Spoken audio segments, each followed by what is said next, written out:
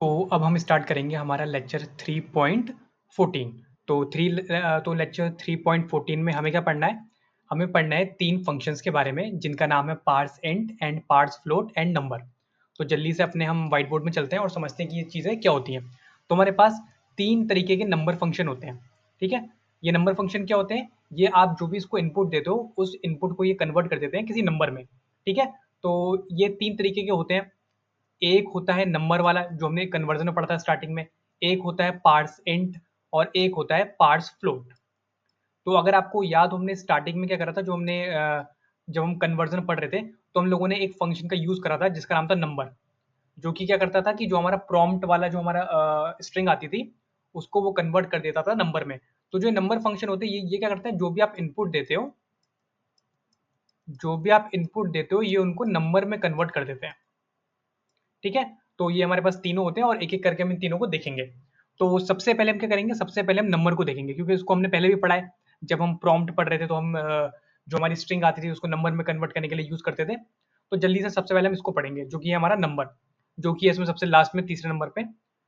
और ये क्या करता है, एक्चुअली यहाँ पे ये सारी चीज़ें लिखी हुई हैं इनके बारे में। यहाँ बहुत लंबा-चौड़ा लिखा है, इतना लंबा-चौड़ा मैं पढ़ूँगा नहीं क्योंकि कुछ ज़्यादा इसमें यूज़फुल है नहीं, बट आप इसको पढ़ लेना अच्छे से और मैं इनको डायरेक्टली बताऊँगा शॉर्ट फॉर्म में कि ये क्या चीज़ें होती हैं। सबसे पहले बात करते हैं नंबर के बारे में। तो जो ये नंबर होता है, ये कोई भी चीज़ को कन्वर्ट कर देता है नंबर में, ठीक है?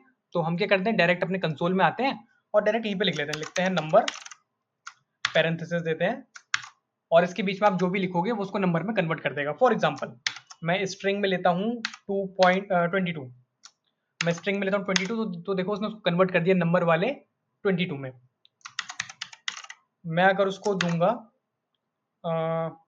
स्ट्रिंग के अंदर 221.2, तो ये इसको भी कन्वर्ट कर देगा नंबर में, जो कि इसने कन्वर्ट कर दिया 221.2। और सिर्फ यही नहीं, ये बुलियन वैल्यूज को भी कन्वर्ट करता है। फॉर एग्जांपल फॉल्स, तो फॉल्स को इसने देखो जीरो कर दिया। और एक और चीज देखते हैं इसमें हम लोग कि ये ट्रू को भी कर देता है। तो आप देखोगे ट्रू को इसने 1 कर दिया, जो कि हमें पहले से पता है कि फॉल्स 0 होता है और जो ट्रू होता है वो 1 होता है। और जो स्ट्रिंग के अंदर नंबर थे उनको भी ये कन्वर्ट कर देता है नंबर में, और इनका डेटा टाइप भी ये चेंज कर देता है स्ट्रिंग से किसमें, नंबर में। और यहाँ ये क्या करेगा, बुलियन से कर देगा नंबर में, और यहाँ ये स्ट्रिंग से इन्हें कन्वर्ट कर देगा नंबर के अंदर। तो ये होते हैं हमारे नंबर वाले, ये होता है हमारा नंबर फंक्शन।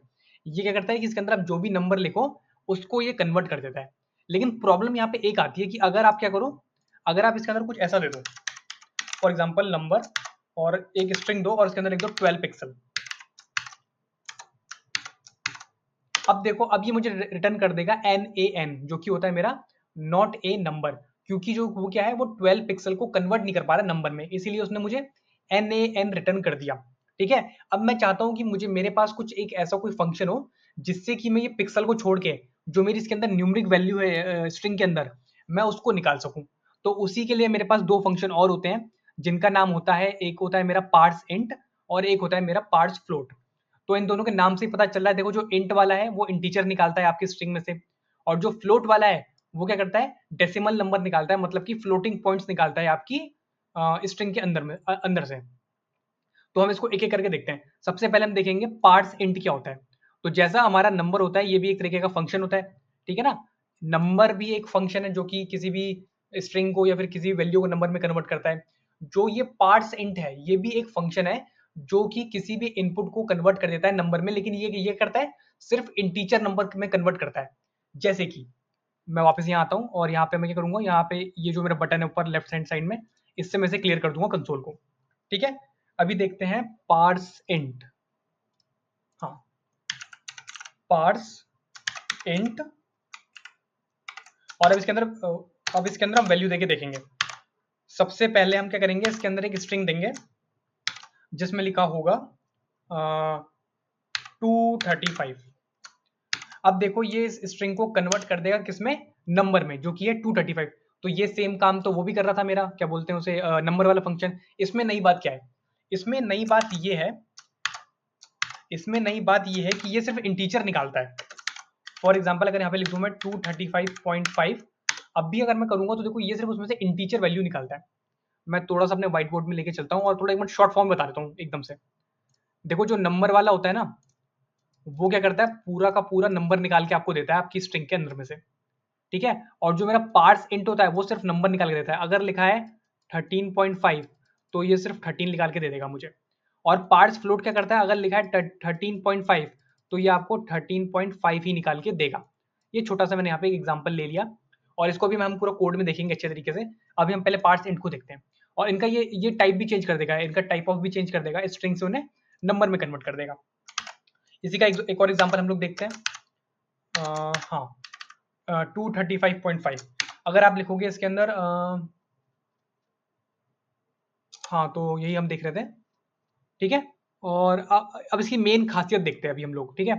ये क्या करता है, पहले वो देख लेते हैं कि ये 230.2525, ठीक है। तो ये इसमें से क्या करता है, सिर्फ इंटीजर वैल्यू निकालता है, आगे की डेसिमल वैल्यू को ये नहीं निकालता, जो हमारा पार्स इंट होता है। अब ये कई जगह पे हमारा बहुत ज़्यादा काम आ सकता है। अभी अगर हमें ये नहीं पता होती वाली बात, हम लोग क्या करते हैं, हम लोग वो मैथ ऑब्जेक्ट का यूज़ करते हैं और फिर उसके आगे से डेसिमल हटा दें, तो काफ़ी ज़्यादा हमारी मेहनत हो जाती है। इससे अच्छा ये है कि जब आपको वैल्यू डेसिमल में नहीं चाहिए, तो आप क्या करो, आप पार्ट्स इंट का यूज़ कर लो, ठीक है।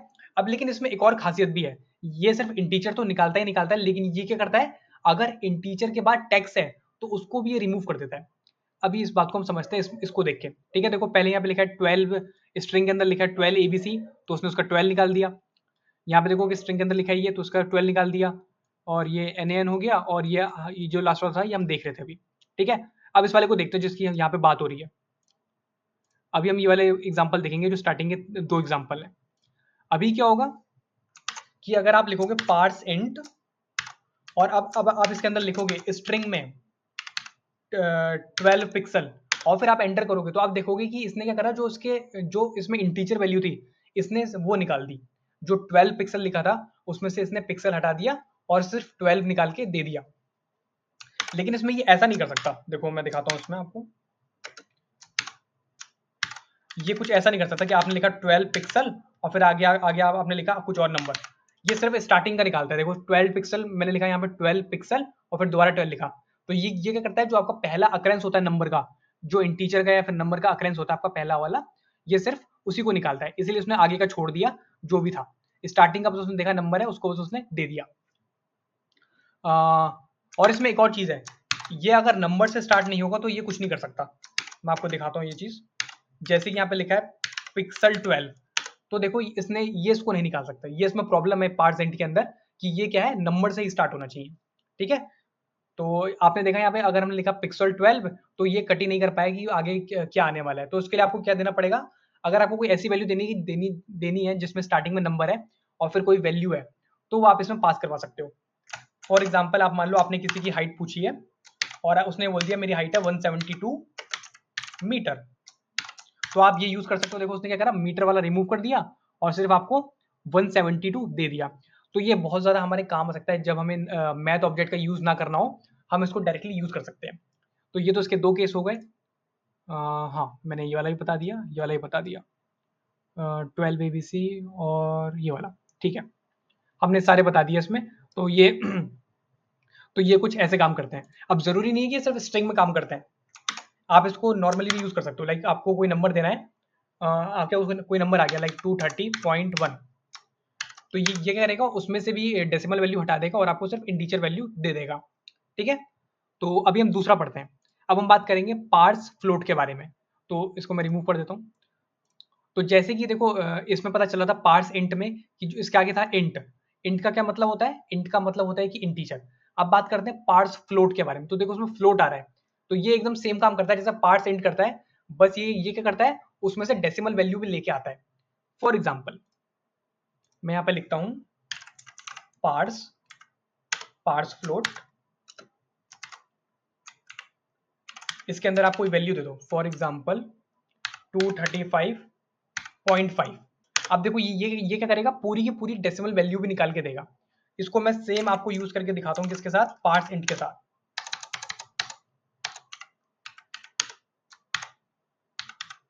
235.5, तो यहाँ पे आप क्लियरली डिफरेंस देख सकते हो पार्स फ्लोट और पार्स इंट के बीच में। पार्स इंट क्या करता है, सिर्फ इंटीजर वैल्यू निकाल के देता है, और जो पार्स फ्लोट होता है वो आपकी पूरी डेसिमल वैल्यू भी निकाल के देता है, ठीक है। तो दोबारा से हम पार्स फ्लोट में आ जाते हैं। इसको मैं थोड़ा क्लियर कर देता हूँ।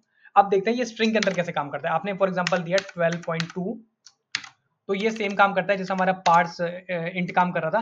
आपने इसके अंदर स्ट्रिंग दिया, इसने इसको कन्वर्ट कर दिया नंबर के अंदर और इसने पूरा निकाल के दिया 12.2। और जो भी ये जो हमारा इसकी जो टाइप ऑफ था वो भी चेंज हो गया। पहले ये स्ट्रिंग था, बाद में इसका टाइप ऑफ भी नंबर हो गया होगा। ठीक है, आगे बढ़ते हैं। अभी हम एक और केस देखते हैं इसका। मान लेते हैं यहाँ पे लिखा 12.2 पिक्सल, तो ये भी सेम काम करेगा। ये क्या करेगा, जो कि नंबर का पहला अकरेंस होगा उसको निकाल लेगा। ठीक है, 12.2 और पिक्सल को उसने इग्नोर कर दिया। तो ये कुछ ऐसे भी काम करता है, लेकिन इसमें भी सेम वही कहानी है जो हमारी पार्स इंट में थी। क्या कर सकते हो कि अगर आप नंबर दे रहे हो, अगर आप स्टार्टिंग में नंबर नहीं दे रहे हो, आपने कोई स्ट्रिंग दे दी, तो ये बाद में नहीं निकाल सकता उस चीज को। ठीक है, ये एन रिटर्न कर देगा सीधे सीधे। लेकिन अगर आपने कुछ ऐसा मांगा जैसे कि आपने मांगा कि बॉर्डर की हाइट कितनी है, आपने कह दिया 12.5 पिक्सल, तो देखो ये आपको क्या दे देगा, पिक्सल हटा देगा उसमें से और आपको 12.5 दे देगा। तो ये भी बहुत ज्यादा यूज होता है। अभी आप इसका यूज देखोगे नहीं इन तीनों चीजों का। आपने नंबर का देखा होगा, पार्ट्स इंट और पार्ट्स फ्लोट का आप अभी इतना यूज नहीं देखोगे। लेकिन जब आप पढ़ोगे डॉम मैनिपुलेशन, जिसमें आप क्या करते हो, आप जावा स्क्रिप्ट से सीएसएस को चेंज करते हो, तो उसमें आपको बहुत सी बार आपको वैल्यू मिलेगी 12 पिक्सल। एक्चुअली मैं थोड़ा यहाँ क्लीन में आ जाता हूँ। ठीक है, तो क्या होगा, अभी तो आपको इसका इतना यूज समझ में नहीं आ रहा होगा या फिर दिख नहीं रहा होगा।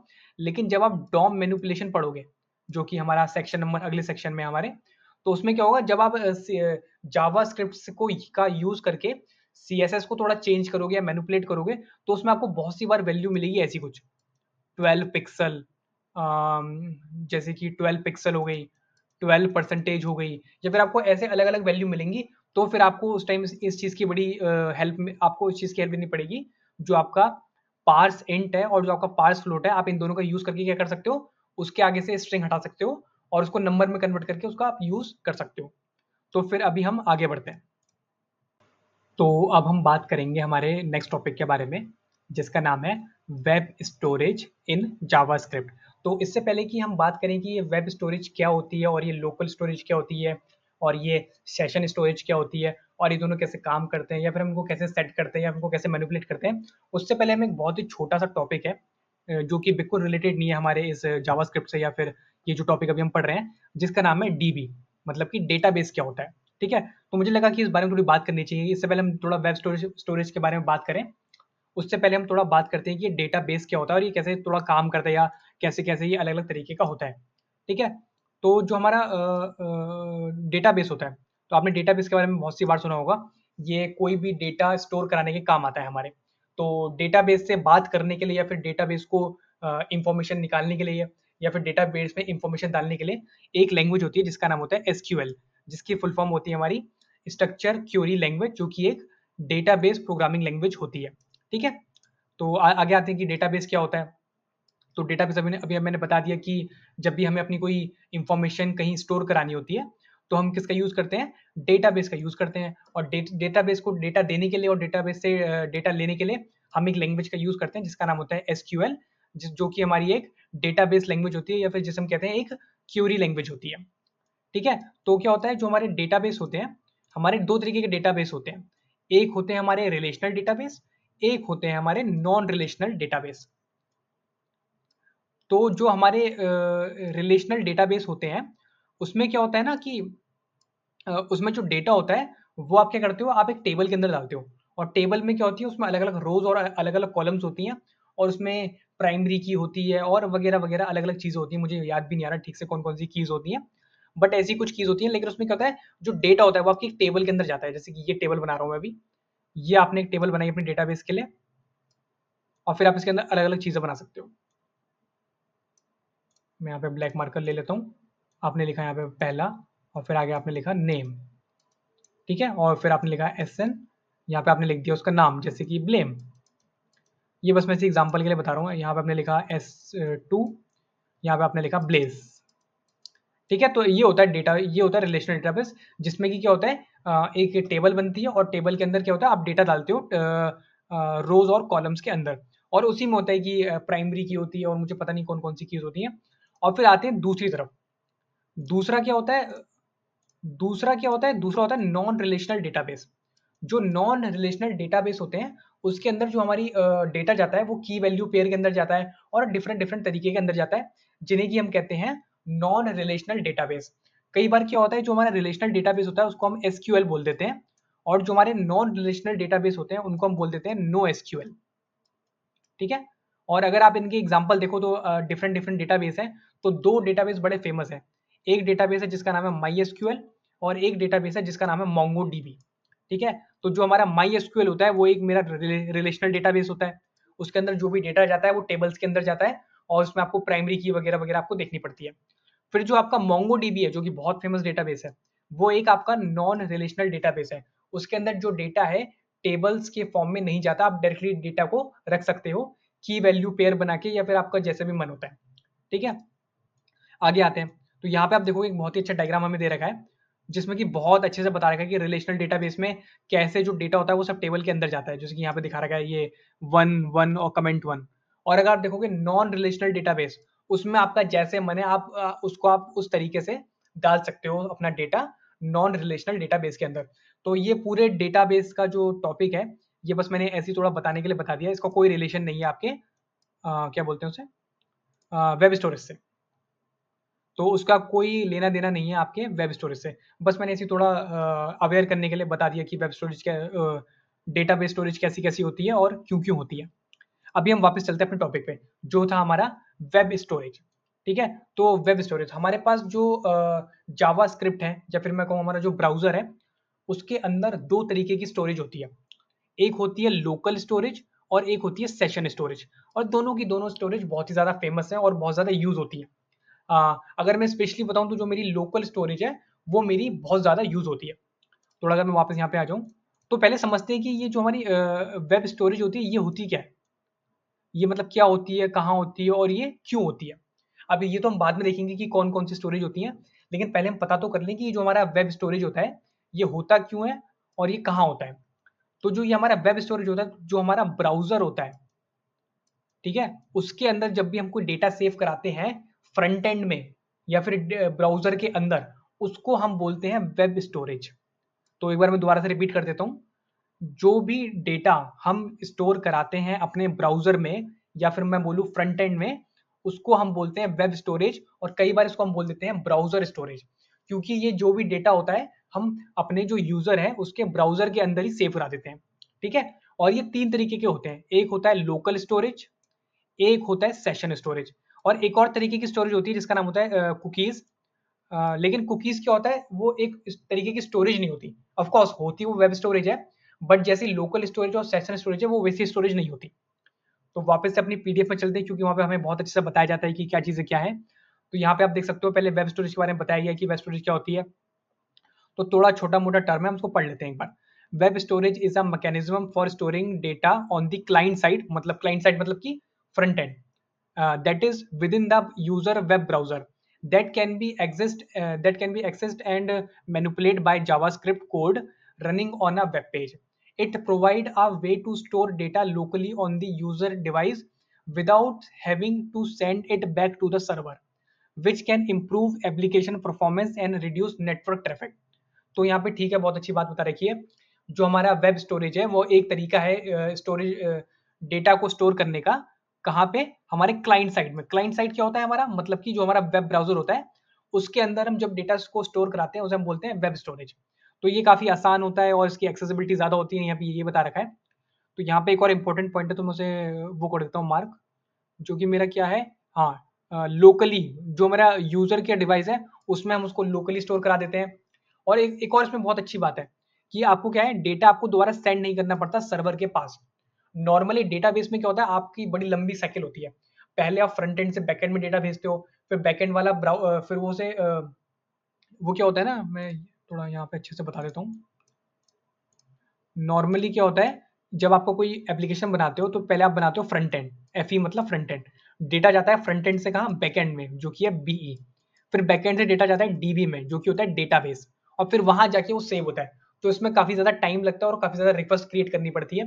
पहले आपको फ्रंट एंड से बैक एंड में एक रिक्वेस्ट क्रिएट करनी पड़ती है, और फिर आपको बैक एंड से डेटाबेस में एक रिक्वेस्ट क्रिएट करनी पड़ती है, और फिर इस डेटा को दोबारा देखने के लिए बैकएंड को वापस भेजना पड़ता है डीबी बैकएंड में, डीबी भेजता है बैकएंड में, और फिर बैकएंड भेजता है दोबारा फ्रंट एंड में।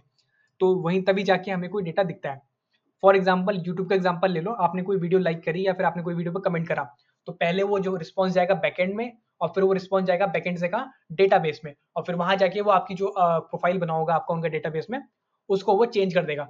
फिर वो डेटाबेस से कहाँ जाएगा, बैकएंड में आएगा, और फिर बैकएंड से वो चीज आएगी फ्रंट एंड में, फिर जाके वो आपको चीज दिखेगी। इसीलिए जब आप कोई वीडियो लाइक करते हो यूट्यूब में, या फिर कोई कहीं कमेंट लिखते हो यूट्यूब में, तो उसका यही प्रोसेस होता है कि बैकएंड पहले फ्रंट एंड से बैकएंड में, फिर बैकएंड से डेटाबेस में। छोटा सा टॉपिक, छोटी सी बात थी, बस मैंने ऐसी बता दी।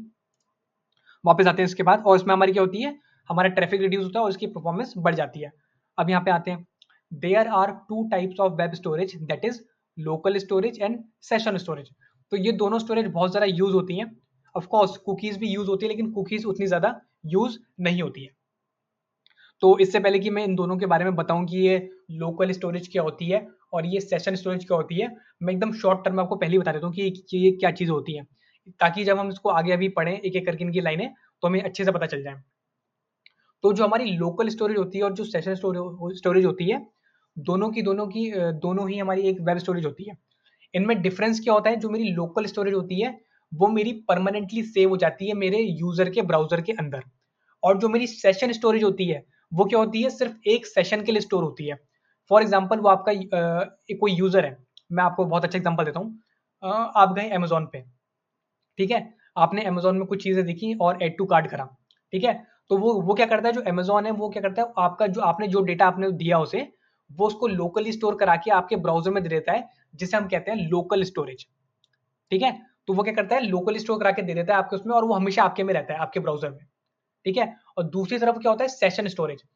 सेशन स्टोरेज क्या होता है, वो सिर्फ एक ही बार सेव होती है, ठीक है, और उसके बाद वो अपने आप डिलीट हो जाती है। और जो लोकल स्टोरेज स्टोरेज होती है वो परमानेंट होती है, वो डिलीट नहीं होती, वो आपको करनी पड़ती है जो आपका डेवलपर होता है, वरना वो डिलीट नहीं होती।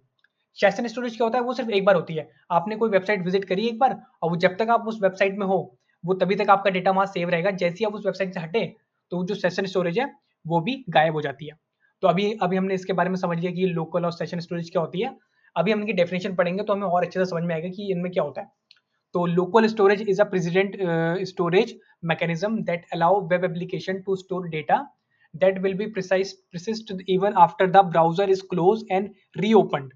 तो जो लोकल स्टोरेज होती है उसमें क्या होता है, अगर आपने ब्राउजर को क्लोज करके दोबारा ओपन करा, तो भी आपका डेटा सेव रहता है लोकल स्टोरेज के अंदर। This data is store in key value pairs and can be accessed and manipulated by JavaScript code running on the same domain. तो किसी भी वेबसाइट के अंदर जो आपका लोकल स्टोरेज होता है, वो आपका डेटा परमानेंटली सेव करके आपके ब्राउजर के अंदर रख देता है, और क्या कर सकते हो, आप जावास्क्रिप्ट का यूज करके उसको मैनिपुलेट कर सकते हो। अब देखते हैं कि ये सेशन स्टोरेज क्या होती है। Session storage on the other hand is a temporary storage mechanism that allow web application to store data for a single browsing session. मतलब कि जब तक आपकी उस वेबसाइट में हो, अगर मैं ये टर्म की बात करूं, सिंगल ब्राउजर सेशन, मतलब कि जब तक आप उसी उसकी वेबसाइट में हो तब तक वो डेटा सेव रहेगा, जैसे ही आप उसकी वेबसाइट से हटोगे वो डेटा आपका खत्म हो जाएगा। This data is also store in key value pairs and can be accessed and manipulated by JavaScript code running on the same domain. However when the browser is close the data is deleted. तो इसके बारे में मैंने पहले ही बता दिया था कि वो सिर्फ एक सेशन के लिए होता है। सेशन का क्या मतलब होता है, जब तक कि आप उस वेबसाइट में हो, उस डोमेन के अंदर हो, जब तक आपने उस टैब में उस वेबसाइट को आपने खोला है, तभी तक जो आपका सेशन स्टोरेज है वो स्टोर रहता है। अभी हम आगे बढ़ते हैं, और यहाँ पे बहुत अच्छी बात बता रखी है दोनों के बारे में। Both local and session storage have a limit on the amount of data they can store, which varies depending on the browser and the device being used. Web storage is commonly used to store user preferences, session information, and other data that need to be accessed and manipulated by JavaScript code running on the client side. तो जो हमारी दोनों की दोनों storage है, हमारी local storage है और जो हमारी सेशन स्टोरेज है, वो क्या होता है, कई बार यूजर की प्रेफरेंस के लिए, और उसकी कि वो किस टाइम पे लॉग इन कर रहा है, जो ये सेशन इन्फॉर्मेशन है, किस टाइम पे कितनी देर तक था हमारी वेबसाइट पे, कितनी देर तक था, या उसने क्या क्या देखा हमारी वेबसाइट में, तो ये सब चीजें स्टोर कराने के लिए होता है, जो कि बहुत ही छोटा डेटाबेस की तरह हमारा एक्ट करता है। ठीक है, अभी हम आगे बढ़ते हैं। अभी हम देखेंगे तीनों चीजें एक साथ, कि लोकल स्टोरेज और सेशन स्टोरेज और ये कुकीज स्टोरेज क्या होती है और उनके बीच में डिफरेंस क्या होता है। तो अभी हम थोड़ी देर में कोड देखेंगे ऑफ कोर्स आगे जाके, लेकिन अभी हम थोड़ी थ्योरी पढ़ रहे हैं इसके बारे में, तो बोर मत होना, क्योंकि अभी आगे आगे कोड आने वाला है ऑफ कोर्स। तो अभी हम देखेंगे इनके बारे में डिफरेंस। तो यहाँ पे देखोगे कुकीज, यहाँ पे लिखा है लोकल स्टोरेज और यहाँ पे लिखा है सेशन स्टोरेज। तो कुकीज के बारे में बात करूंगा, पहले मैं लोकल और सेशन के बारे में बात कर लूँ। तो जो कैपेसिटी होती है, ठीक है, कैपेसिटी मतलब कि आप कितना डेटा उनके अंदर दे सकते हो। तो लोकल स्टोरेज में आप 10 MB दे सकते हो, सेशन स्टोरेज में आप 5 MB दे सकते हो, और जो कुकीज हैं उनके अंदर आप सिर्फ 4 KB का डेटा दे सकते हो। अब ये कौन कौन से ब्राउजर में है, ये किस ब्राउजर को सपोर्ट करता है। तो जो HTML5 है उसको सपोर्ट करता है लोकल स्टोरेज, और अगर आपके ब्राउजर में HTML5 है तो ही सेशन स्टोरेज भी स्टोर करेगा। और जो कुकीज है, क्योंकि कुकीज पुराना है इसलिए वो HTML4 और HTML5 दोनों को सपोर्ट करता है। एक्चुअली क्या है ना, ये जो पूरा ये जो टॉपिक है हमारा लोकल जो हमारा वेब स्टोरेज का, ये टॉपिक पार्ट नहीं है हमारे जावास्क्रिप्ट का। एक्चुअली ये पार्ट है हमारे HTML का। जो हमारा HTML5 आया था उसके अंदर ये एक नया कॉन्सेप्ट आया था लोकल और सेशन स्टोरेज का, जो कि हमारा HTML5 के अंदर आया था। आगे देखते हैं हम लोग एक्सेसिबल फॉर फ्रॉम, कि कहाँ से हम उसको एक्सेस कर सकते हैं। कुकीज को हम किसी भी विंडो से एक्सेस कर सकते हैं अपने ब्राउजर में। जो मेरी लोकल स्टोरेज है उसको भी मैं किसी भी विंडो से एक्सेस कर सकता हूँ। लेकिन जो मेरी सेशन स्टोरेज है उसके लिए हमें सेम टैब में होना चाहिए, और वो मेरी टैब वही होनी चाहिए। उस टैब को मैं डुप्लीकेट भी नहीं कर सकता और दोबारा से रीओपन भी नहीं कर सकता। अब देखते हैं एक्सपायर। एक्सपायर का मतलब है डिलीट होना, या फिर वो कब एक्सपायर हो जाएगी, मतलब कि अपने आप डिलीट हो जाएगी। तो जो कुकीज हैं उनको हमें मैनुअली डिलीट करना पड़ता है। जो मेरी लोकल स्टोरेज है उसको, वो एक्सपायर नहीं होती कभी भी, तो उसको हमें खुद से डिलीट करना पड़ता है, वरना वो अपने आप से डिलीट नहीं होती। जो मेरी सेशन स्टोरेज है वो मेरी डिलीट होती है जैसे ही आप उस टैब को बंद कर दोगे। ठीक है, जैसे ही आपने टैब बंद करा आपकी जो सेशन स्टोरेज है वो अपने आप डिलीट हो जाएगी। अब देखते हैं स्टोरेज लोकेशन, कि कहाँ पे ये स्टोर होती है। तो जो मेरे लोकल स्टोरेज होती है और जो मेरी सेशन स्टोरेज होती है वो मेरी दोनों की दोनों ब्राउजर के अंदर स्टोर होती हैं। लेकिन जो मेरी कुकीज होती है वो भी मेरी ब्राउजर के अंदर स्टोर होती है, लेकिन उसका क्या होता है, वो हर रिक्वेस्ट के साथ, हर मेरी HTTP रिक्वेस्ट के साथ मेरे को सर्वर में भेजनी होती है। मतलब कि वो अपने आप ही चले जाती है जो मेरी कुकीज होती है। अब देखते हैं सेंड विद रिक्वेस्ट। तो मैंने अभी बताया जो मेरी कुकीज होती हैं वो क्या करती हैं, HTTP रिक्वेस्ट बनाती हैं सर्वर से और बार बार डेटा को भेजती रहती हैं। जो मेरी कुकीज होती हैं वो मेरी बार बार डेटा को सर्वर में भेजती रहती हैं जो होती हैं। और जो मेरी जो लोकल स्टोरेज होती है और जो मेरी सेशन स्टोरेज होती है उसको मुझे कोई भी नीड नहीं होती भेजने की सर्वर के अंदर। ठीक है, तो यहाँ तक तो हम लोगों ने पढ़ ली पूरी की पूरी थ्योरी की क्या क्या था हमारा, हमारी कौन कौन सी स्टोरेज थी, कौन कौन सी कैसी कैसी स्टोरेज थी। लेकिन अभी हम थोड़ा मैनुअली, अब थोड़ा हम कोड लिख के देखेंगे कि कोड में ये चीज़ कैसे काम करती है। क्योंकि बातें करना तो बहुत ज़्यादा आसान है हमारे लिए, लेकिन जब तक हम कोड नहीं देखेंगे ना हमें चीज़ें समझ में नहीं आएंगी अच्छे से, कि ये स्टोरेज कहाँ होती है, हम स्टोरेज को कैसे देख सकते हैं, वगैरह वगैरह। ठीक है, तो अभी हम देखेंगे कोड अपना। अब देखेंगे, सबसे पहले हम स्टार्ट करेंगे लोकल स्टोरेज से। तो सबसे पहले मैं बता दूं कि अगर आपको कोई भी स्टोरेज देखनी है तो आपको वही सेम काम करना पड़ेगा। अपना F12 दबा के आपको ये अपना कंसोल खोलना पड़ेगा, और फिर आप अगर यहाँ पे आओगे तो यहाँ पे आपको बहुत सारी चीजें मिलेंगी टैब। एक होता है एलिमेंट वाला टैब, एक होता है कंसोल वाला टैब, एक होता है सोर्सेज वाला टैब जिसमें आपकी सारी फाइलें होती हैं, एक होता है नेटवर्क वाला टैब कि आपका जो वेबसाइट है वो कहाँ कहाँ नेटवर्क बना रही है, एक होता है परफॉर्मेंस वाला टैब, एक होता है मेमोरी वाला टैब। लेकिन जो हम जिस टैब को देखना चाहते हैं उसका नाम है एप्लीकेशन टैब। तो जैसे ही आप एप्लीकेशन टैब में क्लिक करोगे तो आपको यहाँ पे कुछ ऐसा देखने को मिलेगा। और अगर आप थोड़ा लेफ्ट हैंड साइड में देखोगे तो आपको बहुत सारे यहाँ पे ऑप्शंस मिलेंगे। Local storage, session storage, index dB, web SQL, cookies, trust token, interest group, shared storage और कैश स्टोरेज। तो जो अभी हमें पढ़ना है वो तीन चीजें हैं। पहली है लोकल स्टोरेज। तो अगर यहाँ पे आप क्लिक करोगे तो यहाँ पे आपका जो वेबसाइट का URL होगा या फिर डोमेन नेम होगा वो यहाँ पे आ जाएगा। तो आपको अगर किसी भी वेबसाइट का आपको वो देखना है कि वो कौन कौन सी इंफॉर्मेशन आपसे स्टोर करवा रहा है आपके क्या बोलते हैं उसे, आपके उसमें आपके आपके ब्राउजर में वो कौन कौन सी इंफॉर्मेशन स्टोर करा रहा है, लोकली या फिर सेशन या फिर कुकीज। तो यहाँ पे आके आप देख सकते हो कि यहाँ पे क्लिक कर लेना। फिर जो सेशन स्टोरेज है उसको आप यहाँ पे देख सकते हो। यहाँ पे क्लिक करोगे तो देखो मेरी कोई is this first time log from live server. तो जो लाइव सर्वर है वो मेरा कुछ डेटा, जो सेशन स्टोरेज है उसमें वो कुछ स्टोर कराई होगी। और जो कुकीज है तो वो कुकीज में यहाँ क्लिक करोगे तो आप कुकीज भी देख सकते हो कि कौन कौन सी कुकीज सेव हो रही है आपके इसमें आपके ब्राउजर में, तो उस वेबसाइट के द्वारा। तो सबसे पहले हमें लोकल स्टोरेज देखना, तो पहले वापस आते हैं हम लोग और हम देखेंगे कि हम कैसे लोकल स्टोरेज को कैसे हम सेट कर सकते हैं। तो सबसे पहले हम ये देखेंगे कि कैसे हम लोकल स्टोरेज को स्टोर कर सकते हैं। तो जो मेरी लोकल स्टोरेज होती है, वो जो मेरी स्टोर होती है, दोबारा से एप्लीकेशन टैब में आता हूँ। जो मेरी लोकल स्टोरेज होती है, वो मेरी की और वैल्यू पेयर में स्टोर होती है। जैसे मेरा एक ऑब्जेक्ट होता है ना, कि उसके अंदर एक की होती है और उसके अंदर एक वैल्यू होती है। तो जो मेरा लोकल स्टोरेज होती है, वो भी मेरा की वैल्यू पेयर में स्टोर होती है। तो बिना टाइम वेस्ट करे हम देखेंगे कि हम इसको कैसे कर सकते हैं। तो पहले हमें लिखना पड़ता है लोकल स्टोरेज और लिखना पड़ता है डॉट सेट आइटम, और फिर इसके अंदर आपको दो पैरामीटर देने पड़ते हैं। एक आपको की देनी पड़ती है और दूसरी आपको वैल्यू देनी पड़ती है। जैसे कि मैं दे देता हूं ब्लेम और दूसरा मैं देता हूं गेमर।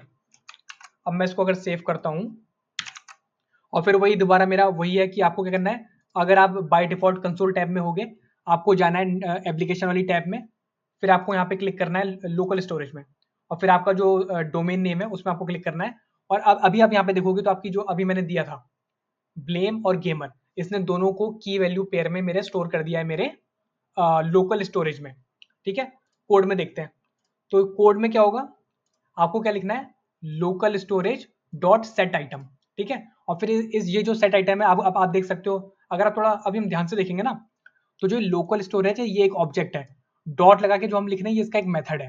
और ये मेथड क्या होता है, मेथड एक फंक्शन होता है। तो फंक्शन क्या लेता है, फंक्शन कुछ आर्ग्यूमेंट लेता है। तो आपको उसको दो आर्ग्यूमेंट देने हैं। पहला जो आप दोगे वो होगी आपकी की, और दूसरा जो आप दोगे वो होगी आपकी वैल्यू, और बीच में आपको उसको कॉमा से सेपरेट करना है। तो यहाँ पे मैं थोड़ा और इसमें डेटा बना देता हूँ। एक्चुअली मेरे पास पीडीएफ में डेटा होगा ना। ठीक है, ब्लेज एक और बना देते हैं। इसे मैं कॉपी पेस्ट कर देता हूँ और यहाँ पे मैं नेम चेंज कर देता हूँ। यहाँ पे लिखता हूँ ब्लेज और यहाँ पे लिखता हूँ डेवलपर। और मैं एक और यहाँ पे लोकल स्टोरेज बना देता हूँ, एक और बंदे एक और मेरे उसकी एक और इंसान की, जिसका नाम होगा एलिमेंट, और ये है मेरा ऑफिसर। ठीक है, तो देखो अभी यहाँ पे देखोगे मैंने तीन लोगों का डेटा जो मैंने स्टोर करा दिया। एक है मेरा ब्लेम, एक है मेरा ब्लेज और एक है मेरा एलिमेंट। तो इनको क्या करेगा, वो की वैल्यू पेयर में स्टोर कर देगा मेरे लोकल स्टोरेज में। अभी हम वापस जाके देखेंगे तो देखो इस बार क्या है, इस बार तीनों चीज़ आ चुकी है मेरे पास।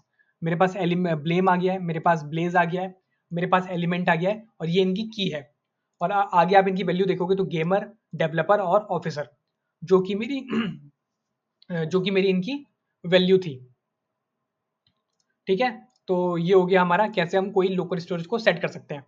अभी हम देखते हैं कि कैसे हम लोकल स्टोरेज को अपडेट कर सकते हैं।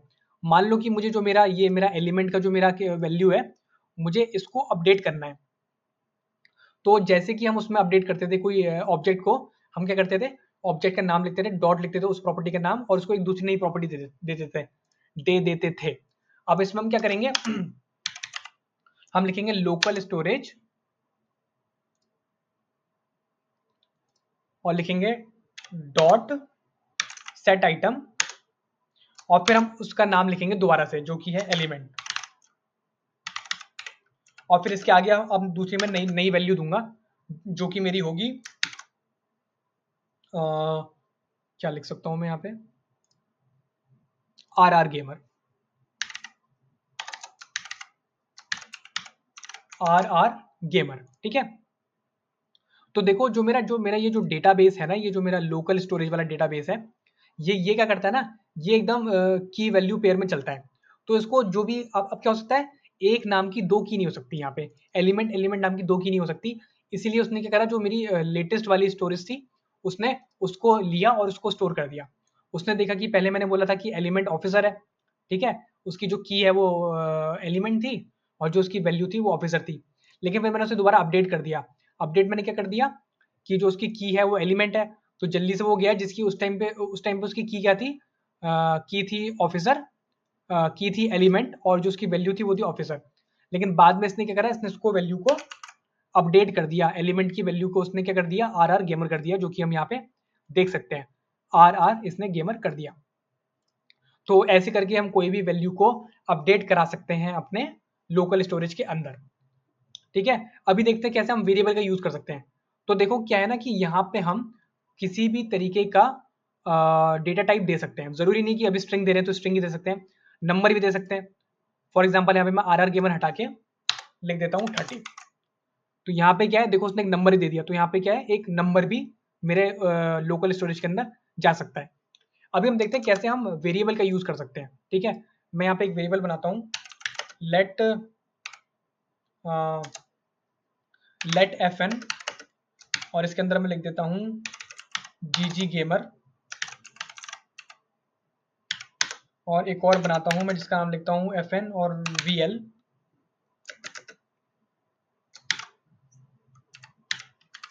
और इसको मैं कुछ रैंडम सी वैल्यू दे देता हूँ, लाइक दिल्ली। ठीक है, और अब मैं दोबारा से वही करूँगा, local storage dot set item, और जहाँ पे मैं पहले डायरेक्ट वैल्यू दे रहा था, अब मैं वहाँ पे क्या करूँगा वेरिएबल का नाम दे दूंगा। तो यहाँ पे लिखूंगा fn कॉमा VL। अब देखो मैं जाके सेव करूंगा, तो अब मैं देखूंगा तो देखोगे GG गेमर और दिल्ली। तो मेरा क्या है, जो मैंने वेरिएबल का यूज करके लोकल स्टोरेज को अपनी सेट कर दिया। ठीक है, अभी आगे बढ़ते हैं। अब देखते हैं कैसे हम एक्सेस कर सकते हैं अपने लोकल स्टोरेज को। तो एक तरीका तो ये है कि आप क्या करो, डायरेक्टली आप कुछ ऐसा लिख दो, लोकल स्टोरेज, और कंसोल में जाके आप देखोगे तो आपको कुछ ऐसा मिल जाएगा। ठीक है, ये क्या है, एक ऑब्जेक्ट बन चुका है। देखोगे यहाँ पे ब्लेम लिखा आ रहा है, यहाँ पे गेमर लिखा आ रहा है, और अगर आप क्या करोगे, यहाँ पे लिखोगे लोकल स्टोरेज डॉट ब्लेम, तो देखो मुझे गेमर मिल चुका है। ठीक है ना, एकदम सेम टू सेम ये ऑब्जेक्ट की तरह काम कर रहा है, अगर आप थोड़ा ध्यान से देखो। ठीक है, मैं दोबारा से इसे लोकल स्टोरेज कर देता हूँ, तो आप देखोगे एकदम ये क्या है, एक ऑब्जेक्ट ही है। ऑफ कोर्स ऑब्जेक्ट नहीं है, बट ये ऑब्जेक्ट तरह एक्ट करेगा। तो अगर आप लिखोगे लोकल स्टोरेज डॉट ब्लेम, तो ये कर देगा आपको वैल्यू गेमर। ठीक है, यहाँ पे देखोगे इसकी लेंथ भी है और वगैरह वगैरह। तो मैंने पहले ही बताया था कि जो जावास्क्रिप्ट है, एट दी एंड जावास्क्रिप्ट में सारी चीजें मिला जुला के सब ऑब्जेक्ट है। इसलिए मैंने स्टार्टिंग में कहा था कि अगर आपने एक बार में ऑब्जेक्ट को आपने मास्टर कर लिया, तो आपने आधी जावास्क्रिप्ट आपने मास्टर कर ली। तो आप आई थिंक आप मेरी बात समझ रहे होगे कि कितने इंपॉर्टेंट चीज है ऑब्जेक्ट जावास्क्रिप्ट में, क्योंकि हर चीज ऑब्जेक्ट है। स्ट्रिंग से लेके मैथ ऑब्जेक्ट से लेके एरे से लेके फंक्शन से लेके सारी की सारी चीजें ऑब्जेक्ट ही हैं जावास्क्रिप्ट में। तो आपने एक बार ऑब्जेक्ट को मास्टर कर लिया कि कैसे उसके मेथड को एक्सेस करते हैं, कैसे उसके जो उसके अंदर फंक्शन है उसे एक्सेस करते हैं, कैसे हम ऑब्जेक्ट को कन्वर्ट करते हैं, वगैरह वगैरह जो चीज़ें हैं, अगर आपने एक बार वो मास्टर कर ली, तो मैं बता रहा हूँ कि आपने आधी जावास्क्रिप्ट को आपने मास्टर कर लिया। वेल, ये तो मेरी थोड़ी फालतू की बातें हो गई। अभी हम आगे बढ़ते हैं। किस बारे में बात कर रहे थे हम, लोकल स्टोरेज कैसे एक्सेस करते हैं। तो लोकल स्टोरेज एक्सेस करने के लिए आपको क्या करना पड़ता है, एक तो आप ये काम कर सकते हो, लेकिन ये काम अच्छा नहीं है। ठीक है, दूसरा काम क्या है, क्योंकि देखो इससे क्या है ना, आप चीज़ों को थोड़ा चेंज करने में प्रॉब्लम आएगी। आप लिखोगे लोकल स्टोरेज डॉट ये इक्वल टू वो वगैरह वगैरह, तो उसमें थोड़ी प्रॉब्लम है। तो इसके लिए भी हमारे पास एक मेथड होता है जिसका नाम होता है local storage dot gate item, और इसमें आपको क्या करना पड़ता है, आपको उसकी की वैल्यू बतानी पड़ती है। ठीक है, जो की वैल्यू पेयर होता है उसमें जो की है उसको आपको नाम देना पड़ता है। फॉर एग्जाम्पल ब्लेम, मैं चाहता हूं कि जो ब्लेम है उसकी मुझे वैल्यू मिले।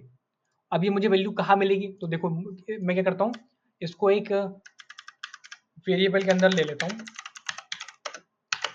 जो कि है मेरा रिजल्ट नाम का वेरिएबल, और फिर उसको मैं लॉक करवा लेता हूँ। तो अभी देखोगे मुझे गेमर वैल्यू मिल रही है। अगर मैं जाके आप पीडीएफ में देखोगे तो पीडीएफ में, अच्छा पीडीएफ में मैंने किसी वेरिएबल के अंदर स्टोर नहीं करा है, बट वही बात है। ठीक है, डॉट गेट आइटम से आप क्या कर सकते हो, आपके लोकल स्टोरेज के अंदर जो भी आपका डेटा है आप उसको एक्सेस कर सकते हो। फॉर एग्जाम्पल क्या करते हैं, एलिमेंट को एक्सेस करते हैं। यहाँ पे मैं लिख देता हूँ एलिमेंट,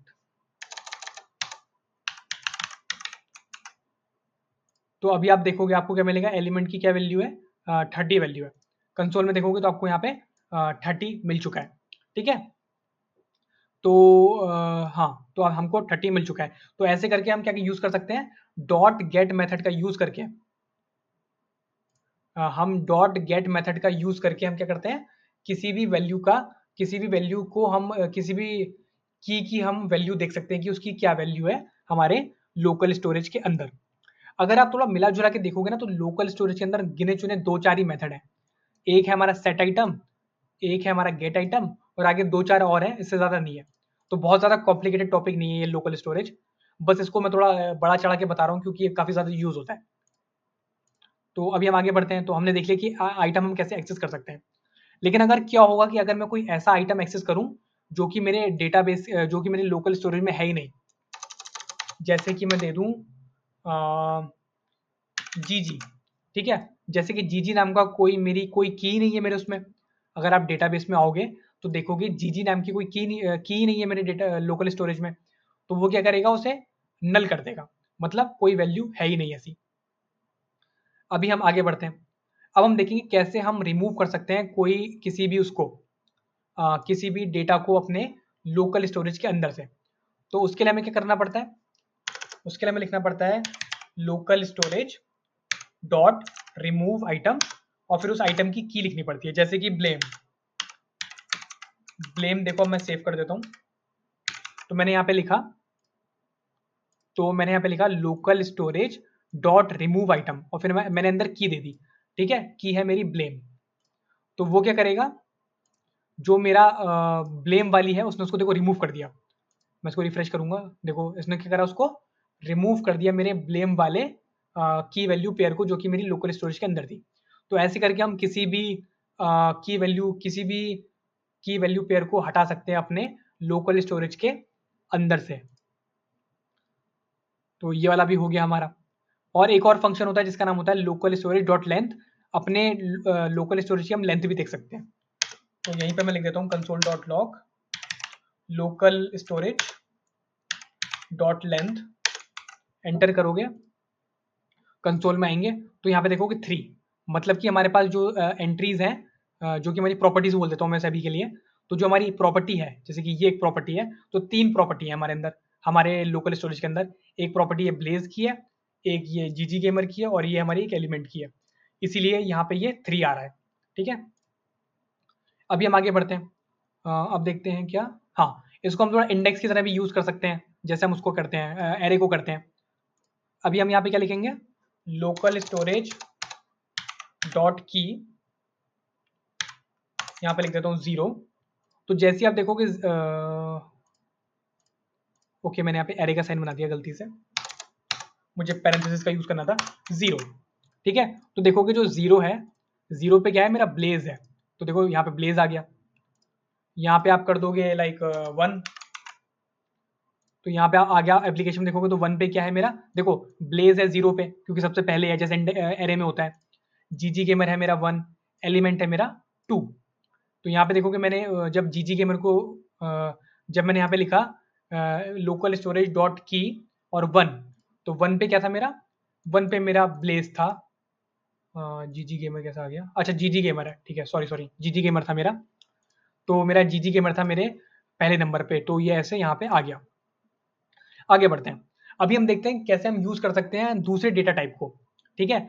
अभी अगर आप यहाँ पे आप एक बात देखोगे, मैं जो भी यहाँ पे वैल्यू देता हूँ ना, उसको ये स्ट्रिंग में कन्वर्ट कर देता है। फॉर एग्जाम्पल अगर मैं देखूँ एक चीज कि जो मेरा लोकल स्टोरेज डॉट एक्चुअली इसको देखते हैं रिजल्ट वाले को। इसको मैं देता हूँ क्या, जो मेरा एलिमेंट है, यहाँ पे मैं लिख देता हूँ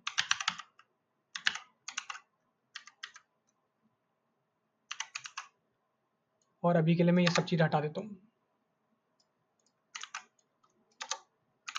ठीक है। देखोगे अगर एलिमेंट जो है, और अगर साथ में मैं इसका लिख दूं टाइप ऑफ रिजल्ट, ठीक है। तो अभी आप देखोगे यहाँ पे क्या कि ये स्ट्रिंग है। आपको याद, अगर आपको याद हो जो मैंने 30 दिया था, मैंने 30 को स्ट्रिंग नहीं दिया था, मैंने उसे नंबर दिया था। लेकिन जो ये लोकल स्टोरेज होता है ना, ये जो भी डेटा लेता है उसको ये पहले कन्वर्ट कर देता है स्ट्रिंग में। इसलिए बहुत ज़्यादा हमें प्रॉब्लम आती है कई बार कुछ दूसरे डेटाबेस को यूज़ करने में। तो हमें इस बात का ध्यान भी देना है। लेकिन नॉर्मली हम कोई नंबर यूज़ करते नहीं है इसके अंदर, नॉर्मली हम कोई स्ट्रिंग यूज़ करते हैं, तो हम इतना ज़्यादा कन्वर्जन करने की यहाँ पे नीड नहीं पड़ती। बट लेकिन हम मान लेते हैं कि हम लोग क्या कर रहे हैं, हमें दूसरे तरीके का डेटा टाइप सेंड करना है। तो उसके लिए हम क्या करेंगे, सबसे पहले मैं इसको कॉपी कर लेता हूँ यहाँ से,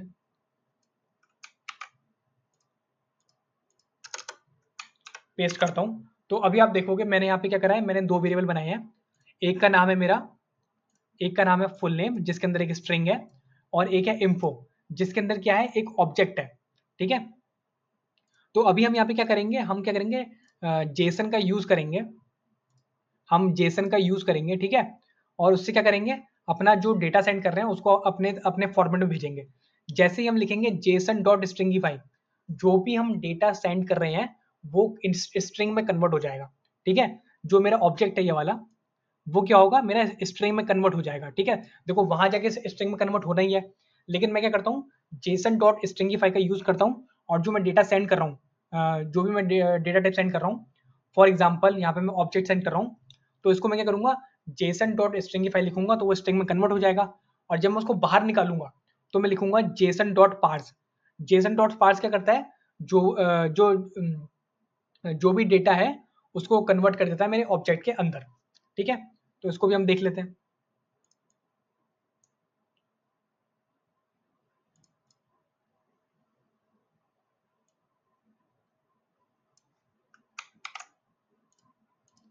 मैं इसको यहाँ लाके पेस्ट कर देता हूँ।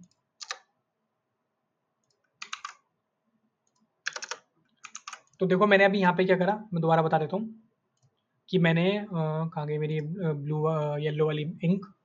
मैंने क्या करा, यहाँ पे मैंने एक ऑब्जेक्ट बना रखा है, अब मुझे इसे पास करना है अपने लोकल स्टोरेज में। तो मैंने यूज करा लोकल स्टोरेज डॉट सेट। ठीक है, और दो वैल्यू देनी पड़ती है मुझे, तो मेरी जो फुल नेम है वो तो पहले से स्ट्रिंग है, तो मुझे उसकी चिंता लेने की नीड नहीं है। लेकिन जो मेरा दूसरा वाला है वो मेरा ऑब्जेक्ट है, तो मैंने यहाँ पे यूज करा जेसन डॉट स्ट्रिंगीफाई। इसने क्या करा, जो मेरा ऑब्जेक्ट था उसको कन्वर्ट कर दिया स्ट्रिंग में और फिर भेजा मेरे लोकल स्टोरेज में। लेकिन जब मुझे वो डेटा चाहिए, ठीक है, तो मैं क्या करूंगा, मैं यूज करूंगा जेसन डॉट पार्स।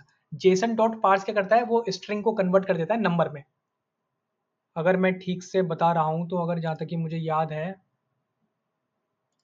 अगर हम जेसन में देखें एक बार, कहाँ गया जेसन, मुझे थोड़ा कंफ्यूजन हो रहा है कि ये क्या कन्वर्ट करता है। ये रहा, हाँ, तो जेसन डॉट पार्स क्या करता है, parse convert JSON file into JavaScript object. ठीक है, तो जो भी हमें स्ट्रिंग में मिलता है वो क्या करता है, उसे जावास्क्रिप्ट ऑब्जेक्ट में कन्वर्ट कर देता है, जो कि मेरा जेसन डॉट पार्स है। तो अभी तक मैं ठीक बता रहा था, थोड़ा मुझे कंफ्यूजन हो गया था हल्का सा, जो कि मैंने अभी अभी दूर कर लिया। वापस से अपनी हम जो पढ़ रहे थे उसमें आ जाते हैं, यहाँ पे। ठीक है, ठीक है, तो ये ऐसे हो गया। और जब मुझे उस डेटा को बाहर निकालना है, ठीक है, अभी आप इसका साथ में टाइप ऑफ भी देखते हैं।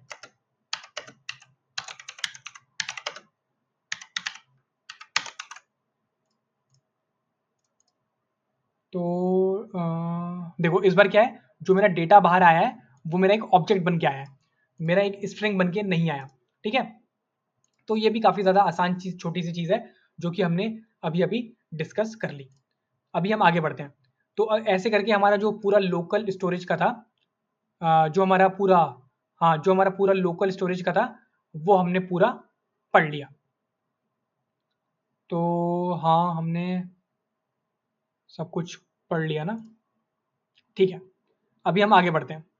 तो अब हम बात करेंगे सेशन स्टोरेज के बारे में, कि हमारी सेशन स्टोरेज क्या होती है।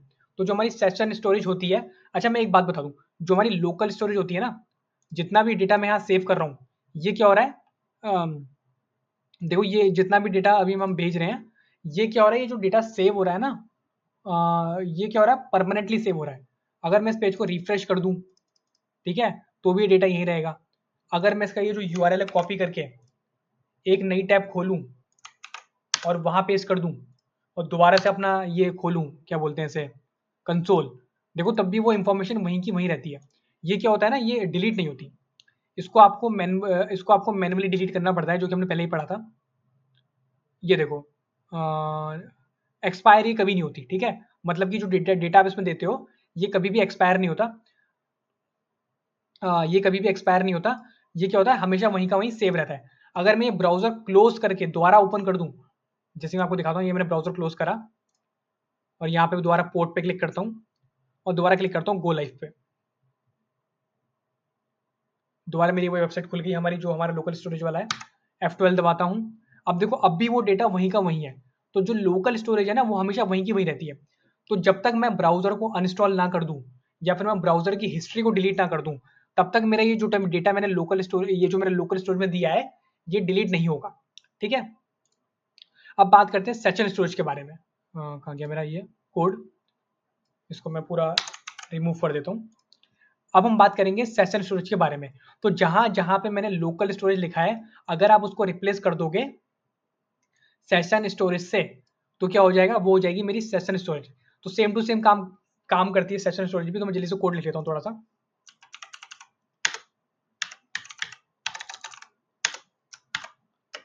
और यहाँ पे मैं दे दूंगा एक स्ट्रिंग player1, यहाँ पे दे दूंगा मैं ब्लेम। तो मुझे 2 प्लेयर चाहिए, 3 प्लेयर चाहिए एक्चुअली मुझे। यहाँ पे ब्लेम, यहाँ पे मैंने दे दिया ब्लेज,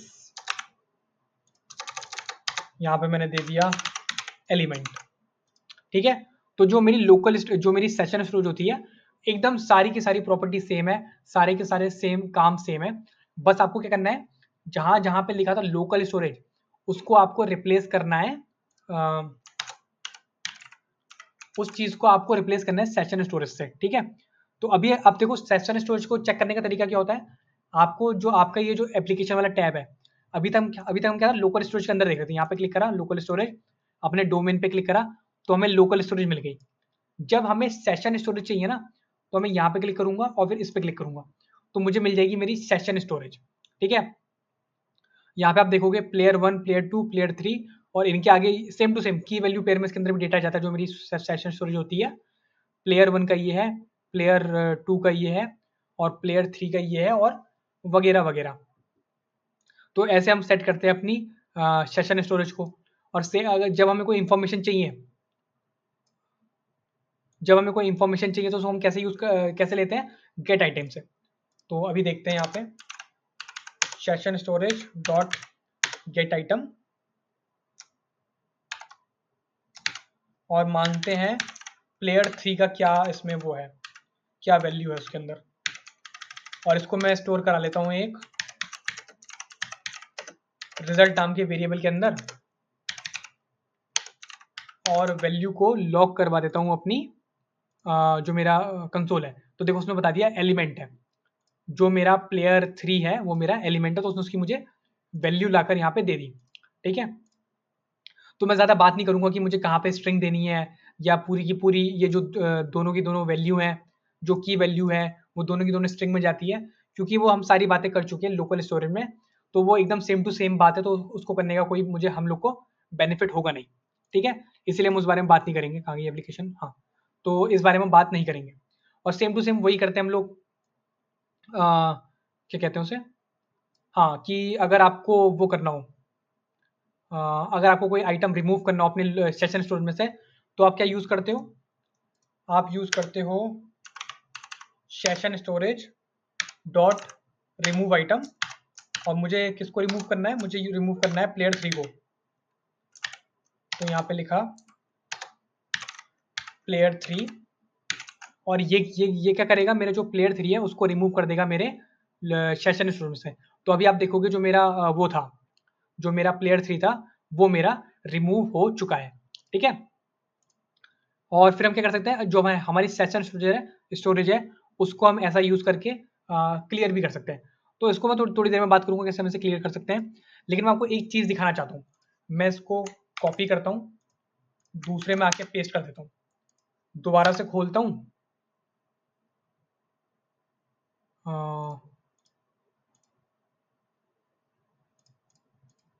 हाँ, तो मैं बताना चाह रहा था, अच्छा ये दोबारा मुझे सेट कर दे रहा है आई थिंक मेरी वैल्यूज़ को। अगर मैं एक बार अपना ब्राउज़र क्लोज करूँ, और अगर मैं दोबारा से एक बार ब्राउज़र चलाऊँ,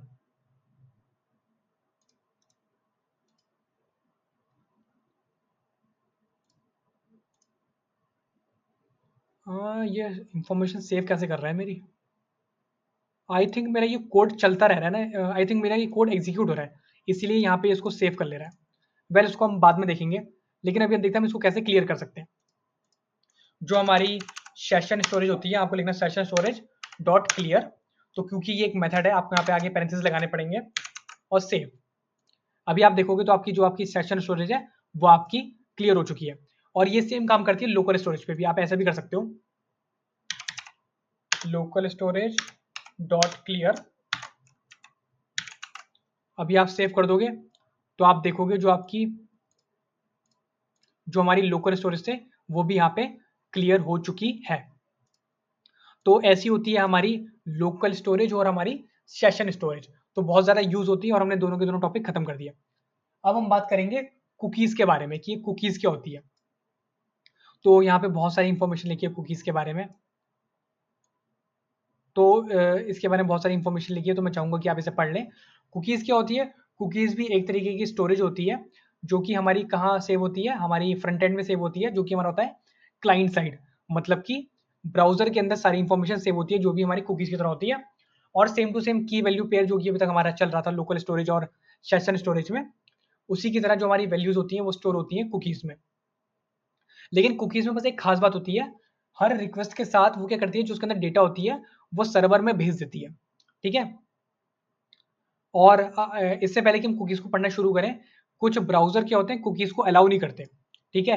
हो सकता है कि आपके जो कंप्यूटर या लैपटॉप है, उसमें भी ये सेटिंग हो, तो उसको चेंज करें। सबसे पहले आपको क्या करना पड़ता है, some browser does not allow cookies. ठीक है? तो उसको चेंज करने के लिए जब तक आप ये कुकीज़ पढ़ रहे हो, तब तक आप चेंज कर सकते हो। गो टू सेटिंग, अपना क्रोम खोला, यहाँ पे क्लिक करा और यहाँ पे सेटिंग पे क्लिक करा। ठीक है? फिर क्या करना है हमें, privacy and settings, privacy and setting, ये रहा मेरा प्राइवेसी एंड सेटिंग, इस पे क्लिक करा और फिर यहाँ पे आपको एक ऑप्शन मिलेगा जिसका नाम है cookies and other site data. तो इसमें आपका बाय डिफ़ॉल्ट क्या होगा, ब्लॉक थर्ड पार्टीज़ या फिर होगा ब्लॉक थर्ड पार्टीज़ कुकीज़। इसको आप क्या करना, अलाउ ऑल कुकीज़ में कर देना जब तक कि हम लोग पढ़ रहे हैं लोकल स्टोरेज। बाद में इसको चेंज कर देना, ठीक है? और अगर ये नहीं करोगे तो उसके बिना हम देख नहीं पाएँगे कि हमारी कुकीज़ में क्या हो रहा है। तो इसका हम देखते हैं कि क्या सिंटैक्स होता है। तो कुकीज़ कुकीज़ का क्या होता है, अ, आपको क्या लिखना है, मैं इसको इतना हटा देता हूँ। आपको लिखना है डॉक्यूमेंट, ये क्या आ गया, अच्छा ये एचटीएमएल आ गया गलती से। आपको लिखना है डॉक्यूमेंट डॉट राइट और फिर आपको इसके अंदर एक स्ट्रिंग देनी है।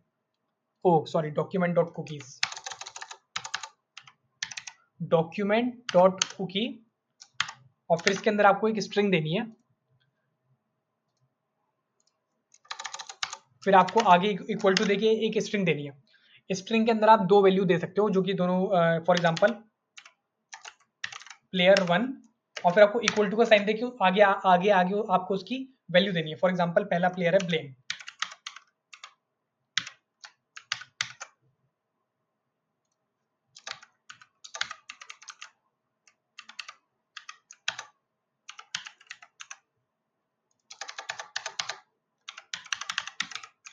तो मैंने देखो यहाँ पे मैंने क्या करा, डॉक्यूमेंट डॉट कुकीज लिख के मैंने 3 कुकीज को स्टोर करा लिया। ये मेरी एक कुकी है, ये मेरी दूसरी कुकी है और ये मेरी तीसरी कुकी है। ठीक है? अब अपने पेज में जाएंगे, दोबारा दोबारा वही बात की, आप कंसोल में हो गए, एप्लीकेशन वाली टैब में जाना, यहाँ पे आपके साथ बहुत सारी चीज़ें दिखेंगी, लोकल स्टोरेज, सेशन स्टोरेज।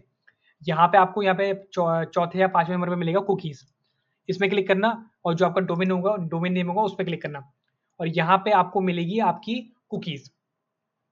तो जो कुकीज़ होती है वो थोड़ी सी कॉम्प्लिकेटेड होती है। आप देखोगे यहाँ पे बहुत सारी चीज़ें हैं इसमें।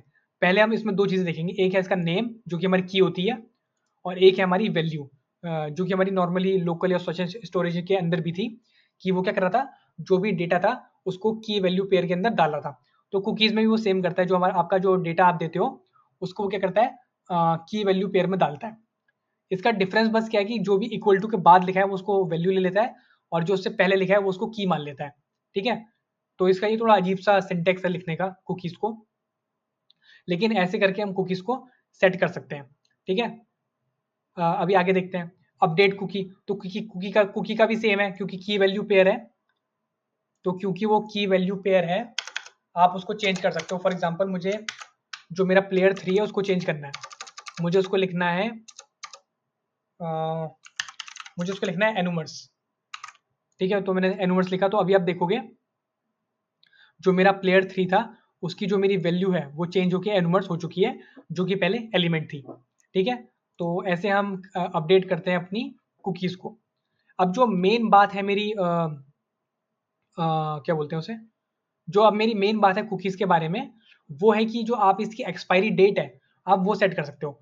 अभी तक क्या था कि जो मेरी लोकल स्टोरेज और मेरी सेशन स्टोरेज थी, उसके अंदर मुझे क्या लिखना पड़ता था, मुझे लिखना पड़ता था सेशन स्टोरेज डॉट क्लियर और ये आगे पूरा मेथड, तब जाके वो क्लियर होती थी। और जो मेरी लोकल स्टोरेज थी वो भी ऐसी क्लियर होती थी कि लोकल स्टोरेज डॉट क्लियर, और फिर जाके मेरी लोकल स्टोरेज भी क्लियर होती थी। लेकिन कुकीज़ थोड़ा एडवांस होता है। कुकीज़ में क्या है, कुकीज़ में आप टाइम बता सकते हो कि आप किस टाइम में उसको एक्सपायर करना चाहते हो। फॉर एग्जाम्पल मैं ये एक्सपायर वाला पूरा कॉपी कर लेता हूँ। और अभी आप क्या करो, ये जो आपकी स्ट्रिंग है, जैसे कि मैम जो ब्लेम है, अब उसके आगे मैं इसको पेस्ट कर देता हूँ। ठीक है, मैंने क्या करा, मैंने जो मेरी कुकीज थी उसी के आगे आके मैंने क्या लिख दिया, एक्सपायर्स लिखा। और फिर एक्सपायर्स में आपको डेट देनी पड़ती है कि ये कुकी कब एक्सपायर होगी। तो मैंने यहाँ पे क्या लिखा है, मैंने यहाँ पे लिखा है सैटरडे 4 मार्च 2024 12 बजे, और यूटीसी मतलब कि इंटरनेशनल टाइम जोन जो होता है हमारा। तो अभी अगर आप जाके देखोगे कुकीज के अंदर, तो जो आपकी प्लेयर 1 वाली कुकी थी, ओके क्या प्रॉब्लम आ चुकी है,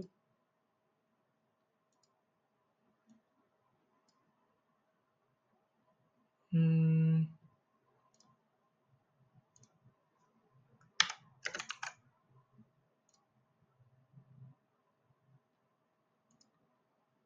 और मेरी ये यहाँ पे प्रिंट क्यों कर रहा है, मेरी जो मेरी एक्सपायरी डेट है, देखना पड़ेगा मुझे।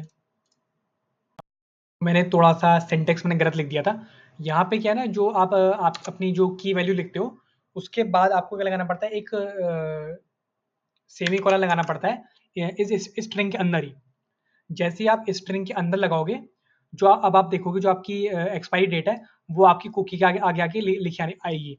देखो जो मेरी प्लेयर 1 वाली कुकी है, उसके आगे एक एक्सपायरी डेट लिखी आ रही है, जो कि है 2024 तीसरा महीना और चौथी तारीख, और क्या है उसके आगे टाइम भी लिखा आ रहा है जो कि पूरा टाइम है। और उस टाइम को आप सेट कर सकते हो और इसको यहाँ देके, ठीक है?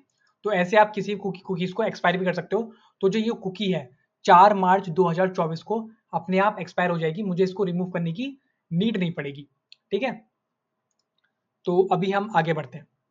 अभी हम देखेंगे कैसे हम रीड कर सकते हैं या राइट कर सकते हैं जो हमारी जो हमारी कुकीज़ है। तो आप क्या कर सकते हो, कुकीज़ डॉट डॉक्यूमेंट लिख सकते हो और उसे एक वेरिएबल के अंदर लिख लो।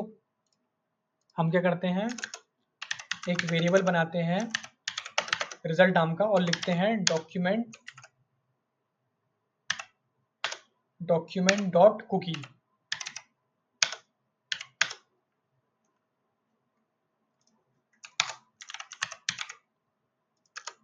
और फिर हम वैल्यू लॉग कराएंगे किसकी, रिजल्ट की।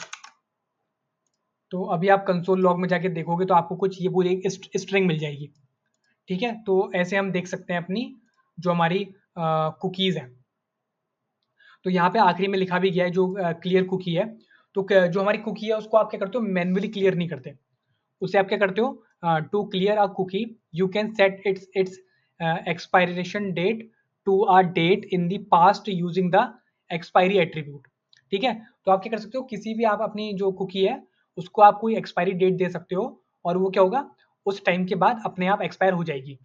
ये ज़रूरी नहीं कि आप एक्सपायरी डेट आगे की दो, अगर आप पहले की एक्सपायरी डेट दोगे तो क्या है, वो उसी टाइम पे एक्सपायर हो जाएगी। When a cookie expiration date is in the past, it is considered expired and will be deleted by the browser, ठीक है? तो ये बात थी हमारी कुकीज़ के बारे में कि कैसे हम कुकीज़ को लिखते हैं, कैसे हम कुकीज़ को बनाते हैं। तो इसी के साथ हमारा पूरा टॉपिक खत्म हो चुका है, जो वेब स्टोरेज वाला टॉपिक है, जो कि थोड़ा था तो छोटा टॉपिक, बट मैंने उसको काफ़ी बड़ा कर दिया। लेकिन मैं इसमें एक बात बताना चाहूँगा कि जो मेरी 3 तरीके की स्टोरेज है, ठीक है ना? मेरी 3 तरीके की जो स्टोरेज है, मेरी जो लोकल स्टोरेज है, मेरी जो सेशन स्टोरेज है, और जो मेरी कुकीज़ है, ठीक है? तो जो मेरी लोकल स्टोरेज है वो बहुत ही ज़्यादा यूज़ होती है। इतनी ज़्यादा सेशन स्टोरेज यूज़ नहीं होती, इतनी ज़्यादा कुकीज़ भी यूज़ नहीं होती। अगर मैं सीधे-सीधे बताऊँ या मैंने जितना देखा है, तो जो सेशन स्टोरेज है वो ना के बराबर यूज़ होती है, और जो कुकीज़ है वो भी ना के बराबर यूज़ होती है।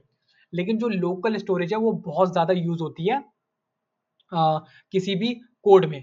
इसलिए जो लोकल स्टोरेज वाला टॉपिक है उसको आप बहुत ही अच्छे से देखना। अब हम बात करेंगे कोड रीफैक्टर के बारे में, या फिर कहें हम रीफैक्टर कोड के बारे में। तो ये हमारा एक छोटा सा कॉन्सेप्ट है कोडिंग के अंदर, कि जब भी हम कहते हैं कि हमें हमारा कोड क्या करना है, रीफैक्टर करना है, तो उसका क्या मतलब होता है और उससे क्या फ़ायदे होते हैं, उसके बारे में हम पढ़ेंगे। तो सबसे पहले हम पढ़ेंगे कि रिफैक्टर होता क्या है। तो refactoring is the process of improving the structure, design and efficiency of existing code without changing it's external behaviour.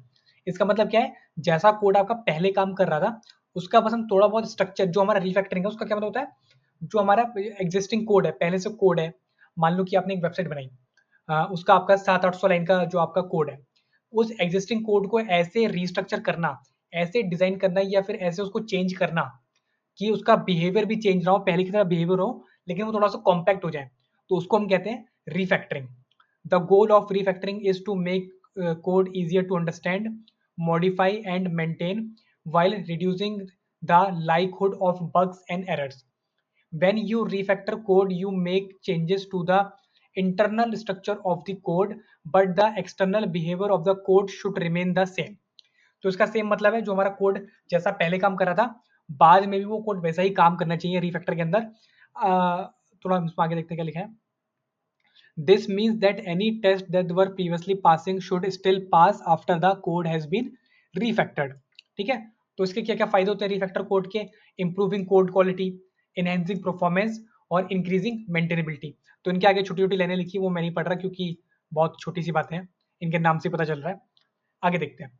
When refactoring code, it's important to have a clear understanding of the existing code and what you want to achieve with the refactoring. It is also important to have a comprehensive suite of the test in place to ensure that the refactor code behaves correctly. ठीक है, तो अब देखते हैं इसके साथ dry क्या है। तो जो ये ड्राई है ये इसी के साथ है, रिफैक्टर कोड के साथ। ड्राई की फुल फॉर्म होती है don't repeat your self. It is a software development principle that encourages developer to avoid duplicating code and keep code as concise and reusable as possible. The goal of dry is to reduce code complexity, improve तो ठीक है, मतलब काफी कहानी वानी हो गई यहाँ तक। मैं डायरेक्ट कोड पे आता हूँ। तो यहाँ पे मेरे पास एक कोड है, मैं इसे कॉपी करूंगा पहले।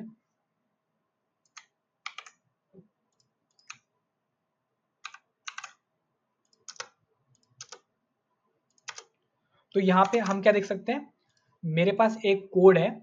ठीक है, वो कोड क्या करता है मेरा, उसमें मेरे पास 3 एरे हैं, एक ये एरे है, एक ये एरे है और एक ये एरे है। और इसमें मैं क्या कर रहा हूँ, मैं उन एरो को क्या कर रहा हूँ उस एरे को मैं क्या कर रहा हूँ, उस एरे को मैं क्या कर रहा हूँ, मैं उसको सॉर्ट कर रहा हूँ असेंडिंग ऑर्डर में। किसका यूज करके, डॉट सॉर्ट मेथड का यूज करके। तो ये मैंने हमने पहले भी यूज करा है, तो उसके बारे में ज्यादा मैं बातचीत नहीं करूंगा। लेकिन अब देखो आप यहाँ पे क्या देखोगे, हमारा जो कोड है, ठीक है ना, देखो एरे हमारा सेम है, एरे हमें लिखना पड़ेगा, लेकिन जो हमारा कोड है ना वो बार बार क्या हो रहा है, रिपीट हो रहा है। अगर आप ध्यान से देखो तो ये लाइन देखो, ये लाइन देखो और फिर आप ये लाइन देखो। ये जो मैंने लाइन मैंने अभी येलो अपने येलो मार्कर से बनाई है, तो आप देखोगे ये सेम ही है। ठीक है, हर जगह मैंने क्या लिखा है, एरे डॉट सॉर्ट और फिर उसके अंदर मैंने एक फंक्शन पास करा है। तो देखो अभी तो ये बहुत छोटा है, मतलब ये तो 4-5 लाइनें हैं, लेकिन मान लो कि आपका कोड बहुत बड़ा है। मान लो कि आपका कोड है 800 लाइन का, और 800 लाइन की कोड में कम से कम 50 बार तो यही आ रहा है। तो ये तो बहुत ज़्यादा आपकी परफॉर्मेंस के लिए बेकार हो जाएगा, आपकी कोडिंग की भी, और फिर क्या है, आपकी जो फ्रंट एंड की एप्लीकेशन है उसके लिए भी एक बहुत ज़्यादा ये एक प्रॉब्लम की बात हो जाएगी। तो आपको क्या करना पड़ेगा, आपको अपना कोड रिफैक्टर करना पड़ेगा। तो आप अपना कोड रिफैक्टर कैसे कर सकते हो, जो भी आप कर रहे हो उस काम को बार बार करने से अच्छा है कि आप उस काम को क्या करो, एक फंक्शन के अंदर रख दो। फॉर एग्जाम्पल यहाँ देखोगे आप, अब मैं इसे कॉपी करूंगा और यहाँ लाके मैं पेस्ट कर दूंगा। अभी मैंने क्या करा, अभी मैंने एक फंक्शन लिखा, मैंने यहाँ पे एक फंक्शन लिखा, जो मैं काम पहले करा था उसी काम को मैंने सेम करा, लेकिन बस मैंने एक फंक्शन के अंदर लिख दिया। अब जहां जहां पे मुझे ये काम करना होगा मैं उस फंक्शन को कॉल करूंगा। तो अब इससे मेरे क्या फायदे हो गए, पहले तो मेरा कोड छोटा हो गया, देखो पहले कहाँ इतना बड़ा कोड हो रहा था। अब दूसरा क्या है कि आप कोई भी एरे इसके अंदर दे सकते हो, कोई सा भी। जैसे कि आपको कोई एरे का मन करा, आपने वो एरे दे दिया और इसने आपको करके दे दिया। अब देखो काम सेम है, पहले भी वही काम कर रहा था, अब भी वही काम कर रहा है, तो उसने क्या है, बिहेवियर चेंज नहीं करा। तो इसे हम बोलते हैं रिफैक्टर, कोड को रिफैक्टर करना। मतलब कि आपका जो कोड है उसको कंप्रेस करना, और उसमें से जो चीजें आपको बार बार करनी है उसको आप एक फंक्शन में रख लो या फिर किसी चीज में रख लो, ताकि क्या है कि ताकि आपको वो काम बार बार ना करना पड़े। इससे क्या है कि आपका कोड काफी साफ भी दिखेगा और काम भी पहले की तरह करेगा। तो अगर यहाँ पे आप देखोगे तो यहाँ पे यही बता रखा है, डोंट रिपीट योरसेल्फ। मतलब कि अगर आप कोई काम बार-बार कर रहे हो, जैसे कि इसमें देखोगे बार-बार हम एक ही काम कर रहे थे, बार-बार एरे को सॉर्ट कर रहे थे और बार-बार एक ही मेथड लिख रहे थे। तो हमने क्या करा, हमने उसको एक फंक्शन के अंदर लिख लिया और फिर उस फंक्शन के अंदर वो वैल्यू पास करा रहे हैं। इसका मतलब कि हमने अपने कोड को रिफैक्टर कर दिया। अभी ये आपको तब तक नहीं दिखेगा जब तक आप छोटे कोड लिखोगे। छोटे कोड का क्या मतलब है, जब तक आपका कोड 100 लाइन से लेके 200 लाइन तक का होगा, तब तक उसमें आपको कोड रिफैक्टर का कोई मतलब समझ में नहीं आएगा। लेकिन जब आप बड़े-बड़े प्रोजेक्ट बनाओगे, मतलब कि बहुत बड़े-बड़े प्रोजेक्ट या फिर आप जो भी बनाओगे प्रोजेक्ट वगैरह, तो जब आपके कोड में कम से कम 800 लाइनें होंगी, उस टाइम पे आपको कोड रिफैक्टर की बहुत ज़्यादा नीड होगी। ठीक है? तो कोड रिफैक्टर का मतलब कुछ नहीं होता, आपको अपने जो कोड है, वो पहले की तरह काम करता है। बस आप उस कोड को क्या करते हो, कंप्रेस कर देते हो और थोड़ा मॉड्यूलर बना देते हो। जो काम आप बार-बार करते हो, उस काम को आप किसी फंक्शन के अंदर रख देते हो और वेरिएबल के अंदर रख देते हो, या फिर आप अलग-अलग चीज़ों का यूज़ करते हो और अपने कोड को रिफैक्टर करते हो। ठीक है? तो ये छोटा-सा था और यहाँ पे हमारा जो ये रिज़ल्ट आ रहा है, वो ये आ रहा है कि एरे को हमने सॉर्ट करा है। अभी हमारे पास 1-2 छोटे से क्वेश्चन हैं, तो अभी हम उनको सॉल्व करके देखेंगे कि हम कैसे, हमने जो लोकल स्टोरेज वगैरह पढ़ी है, उसको हम कैसे यूज़ कर सकते हैं। तो उसको मैं पूरे क्वेश्चन को कॉपी कर लेता हूँ और यहाँ ले जाके एक मल्टी लाइन कमेंट बनाता हूँ और फिर हम देखेंगे इस क्वेश्चन को हम कैसे करते हैं। तो जो हमारा क्वेश्चन है, वो बोल रहा है take following input from user and use local storage to save it and then log its value in console. तो हमें क्या करना है, नेम, जॉब, प्रोग्रामिंग लैंग्वेजेस और एक्सपीरियंस अपने क्या करना है, यूजर से इनपुट करवाना है और फिर उसको क्या करना है, अपनी जो हमारी लोकल स्टोरेज है उसमें उसको स्टोर करवाना है। तो पहला क्वेश्चन हमारा ये है। तो जल्दी से हम क्या करेंगे, हम 3 वेरिएबल बना लेता हूँ मैं। कॉन्स्ट ए, आगे लिखता हूँ प्रॉम्प्ट,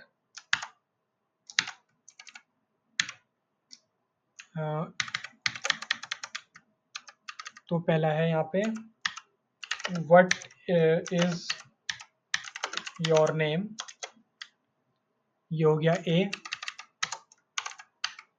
ये हो गया बी, ये हो गया सी, ये हो गया डी और ये है प्रॉम्प्ट। दूसरा है जॉब और तीसरा है प्रोग्रामिंग लैंग्वेजेस।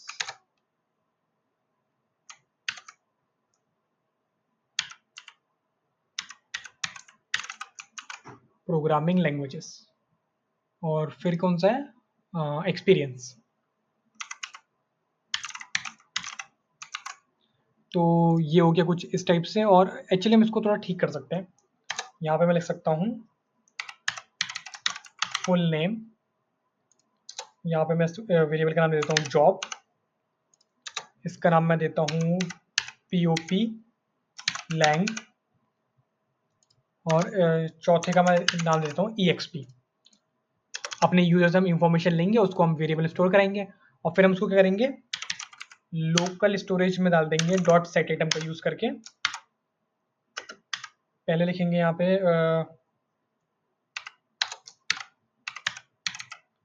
फुल नेम और फिर आगे लिख देंगे उसका जो फुल नेम वाला मेरा वेरिएबल है और फिर जो मेरा दूसरा क्या है, जॉब, और यहाँ पे ले लूंगा मैं जॉब वाला जो मेरा वेरिएबल है जॉब। इसी को कॉपी पेस्ट कर देता हूँ 2-3 बार। जॉब के बाद क्या था, प्रोग्रामिंग लैंग्वेजेस और यहाँ पे लिखूंगा प्रॉप लैंग और जो मेरा लास्ट वाला है वो है मेरा EXP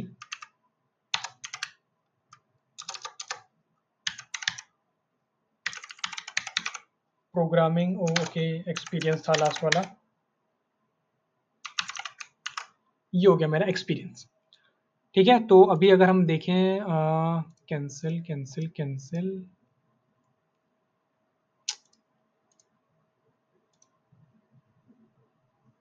हो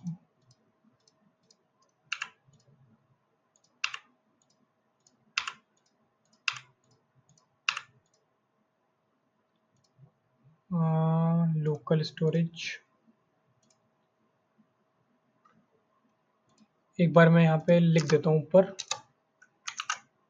क्या मैंने यहाँ से हाँ दोबारा सेव कर दिया मैंने फाइल।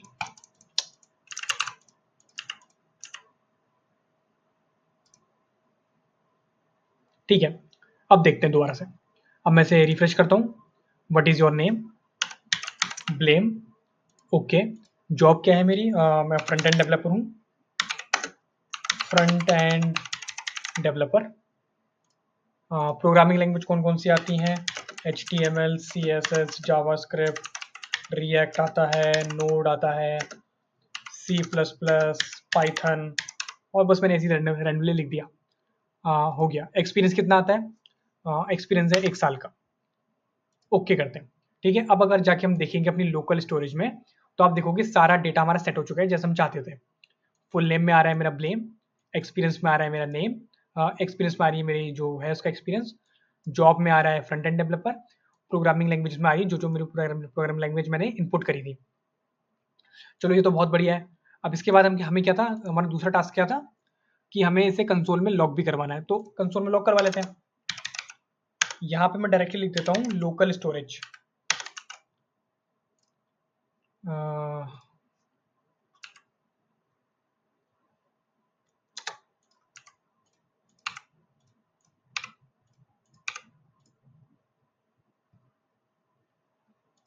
तो देखो इस बार इसने मुझे जो मैंने वैल्यू अपडेट करी है, एक्सपीरियंस में G, फुल नेम में A, जॉब में D, प्रोग्रामिंग में F, और ये जो अच्छा लेंथ तो वो है उसकी प्रॉपर्टी।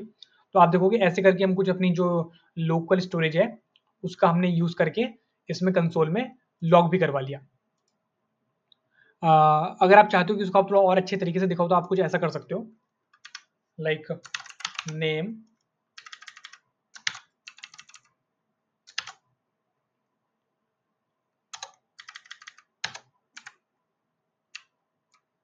ये हो गया नेम,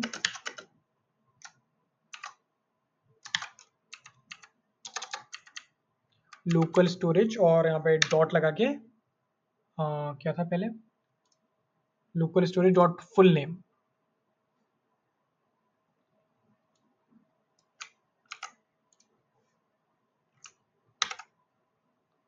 हाँ अच्छा, तो मैं ऐसे एक्सेस नहीं कर सकता।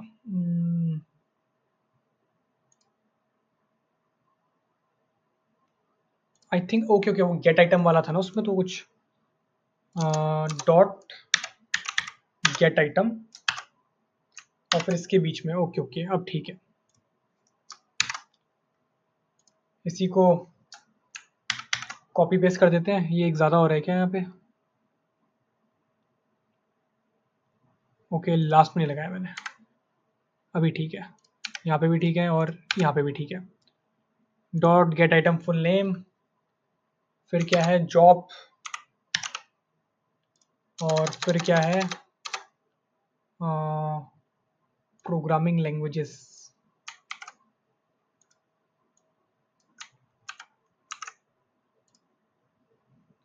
यहाँ पे आ जाएगा जॉब, यहाँ पे आ जाएगा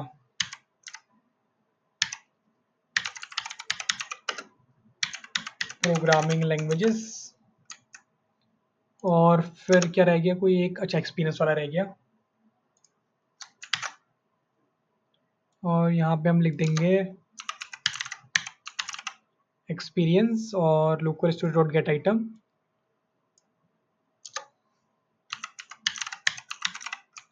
एक्सपीरियंस ठीक है, तो अभी ठीक है।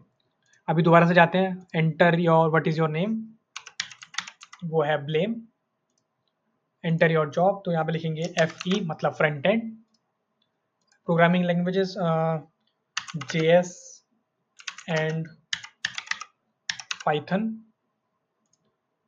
एक्सपीरियंस 1 साल का एक्सपीरियंस है। अब देखो जैसे ही मैं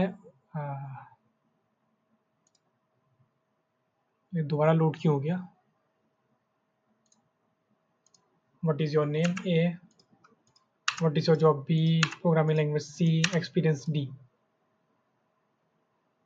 ठीक है, अभी अगर हम देखेंगे तो अभी हमारा ये ठीक से आ गया है। एक्चुअली मैं इसे एक बार दोबारा रीलोड कर लेता हूँ। Enter your name blame, job, front end, programming language JS and Python, experience 2 साल का है। ठीक है, अभी देखो, अब यहाँ पर ठीक से आया, यहाँ पे स्ट्रिंग आ रही है, नेम के आगे ब्लेम आ रहा है, जॉब के आगे फ्रंट एंड लिखा रहा है, प्रोग्रामिंग लैंग्वेज के आगे आपकी जो प्रोग्रामिंग लैंग्वेज है, और जितना भी मेरा डेटा है वो मेरा लोकल स्टोरेज के अंदर सेव भी हो रहा है। तो अगर यहाँ पे आप आगे कोड देखोगे तो मैंने क्या यूज करा है, यहाँ पे मैंने यहाँ पे टेम्पलेट रिटर्न वाली स्ट्रिंग यूज करी है, और मैंने जो सेट आइटम में पहले सेट कर लिया था, पहले मैंने वेरिएबल ले लिए, आई मीन मैंने पहले प्रॉम्प्ट में उनसे वो करवाया, डेटा सेव, डेटा मांगा, आई मीन फिर मैंने उसको सेम कराया इसके अंदर, जो मेरा ये वेरिएबल है, उस वेरिएबल को मैंने क्या करा, यहाँ पास कर दिया एज अ वैल्यू, ठीक है, की वैल्यू पेयर में। फिर मैंने यूज करा local storage dot gate item, और फिर उसके आगे उसका क्या बोलते हैं, गेट आइटम के आगे मैंने की का नाम यूज करा, और मैंने वहां से उस की वैल्यू निकाल ली। इसलिए जो भी मेरा जो आउटपुट आ रहा है वो जो मुझे दिख रहा है वैसा आ रहा है, जैसा कि हम लोग चाहते थे कि ये कुछ ऐसा है, नेम के आगे ये, जॉब के आगे ये, प्रोग्रामिंग लैंग्वेज के आगे ये, एक्सपीरियंस के आगे ये। ठीक है, और वैसे हम यहाँ पे ये भी यूज कर सकते थे कि हम लिख सकते थे लोकल स्टोरेज वाला, अगर हम कुछ ऐसा लिखते local storage dot dot full name, ये प्रॉम, चलो छोड़ो उसको, फालतू में काफ़ी लंबा हो जाएगा। ठीक है, तो ये था हमारा, और दूसरा टास्क हमारा क्या है, clear the local storage of the user in question 1 after 1 minute. ठीक है, तो जितना भी डेटा आप सेव करवा रहे हो अपना, उस डेटा को आप क्या करो, क्लियर कर दो 1 मिनट के बाद। तो हमें हमें पता है कि इसमें शेड्यूलिंग का यूज करना है, तो जल्दी से हम क्या यूज करेंगे, हम यहाँ पे लिखेंगे सेट टाइम आउट, और इसके अंदर मैं एक फंक्शन लिखूंगा जो कि एनोमिनस होगा, और वो फंक्शन क्या करता है, वो फंक्शन क्या करता है, वो करता है लोकल स्टोरेज डॉट क्लियर। ठीक है, और यहाँ पे मैं टाइम दे देता हूँ, तो 1 मिनट, यहाँ पे कितना लिखा है, 1 मिनट, 1 मिनट मतलब कि अगर यहाँ पे मैं लिखूंगा 6000, तो ये हो गए 6 सेकंड, और अगर मैं इसे कर दूंगा 60,000, तो मतलब 60,000 मिली सेकेंड, मतलब कि 1 मिनट। ठीक है, और यहाँ पे फिर हम कुछ ऐसे कर देंगे, एक्चुअली मुझे इस टाइम को कम करना पड़ेगा, 1 मिनट तो बहुत ज़्यादा हो जाएगा, बट अभी देख लेते हैं। ठीक है, तो वापस चलते हैं अपने इसमें, enter your name, blame, job, front end, programming language HTML CSS, experience, तो एक्सपीरियंस है मुझे 2 साल का। ठीक है, इस बार इसने आई थिंक रिमूव कर दिया, ये जिसने रिमूव करा ये खुद हो गया आई थिंक। एक बार दोबारा से करते हैं, name, what is your name GG, what is your job FD, what is programming language SD। ये बस मैं रैंडमली वैल्यू दे रहा हूँ, एक्सपीरियंस है आपको 4 साल का। ठीक है, अब देखते हैं ये 1 मिनट बाद रिमूव होता है या नहीं होता हमारे लोकल स्टोरेज से। तो अभी टाइम कितना हो रहा है, अभी 1:34 हो रहे हैं, 1:34 हो रहा है अभी, तो देखते हैं ये होता है कि नहीं होता है, 1:35 पे ही है रिमूव।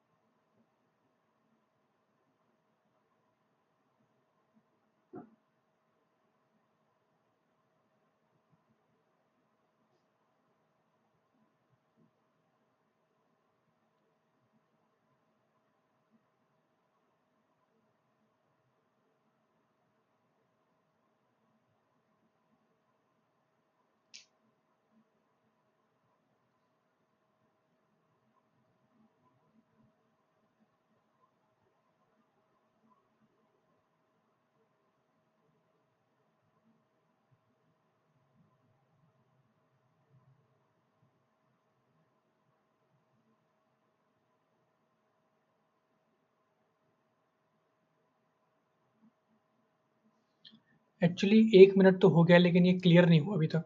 ओके, तो वो उसने क्या करा, अच्छा हमने ये बात देखी नहीं कि ये तो हम वेरिएबल में स्टोर करा रहे थे, तो ये चीज़ तो होगी ना। देखो उसने क्या करा, जो मेरी लोकल स्टोरेज थी उसके अंदर से रिमूव कर दिया, लेकिन यहाँ से रिमूव नहीं करा, क्योंकि जो हम यहाँ पे वैल्यूज ले रहे हैं ये तो वेरिएबल के अंदर की वैल्यूज है। तो उसने क्या करा, जो मेरी लोकल स्टोरेज है उसको उसने रिमूव कर दिया, जैसा हमारे क्वेश्चन में कहा था, clear the local storage of the user in question 1 after 1 minute. तो 1 मिनट के बाद जो उसने तो मेरी लोकल स्टोरेज थी उसको उसने क्लियर कर दिया। ठीक है, इसको हम एक बार दोबारा से चेक भी कर सकते हैं अगर हम इस एप्लीकेशन वाले में रहें। What is your name, blame, what is your job, FE, what is your programming language, तो JS, पाइथन, एक्सपीरियंस 2 साल का। देखते हैं ये अब ये 1 मिनट बाद रिमूव होता है या नहीं होता। तो अभी हो रहा है 1:36, तो इसे 1:37 में होना चाहिए रिमूव। अगर ये रिमूव हो गया तो इसका मतलब कि हमारा जो कोड है वो काम कर रहा है। जल्दी जल्दी हो जा।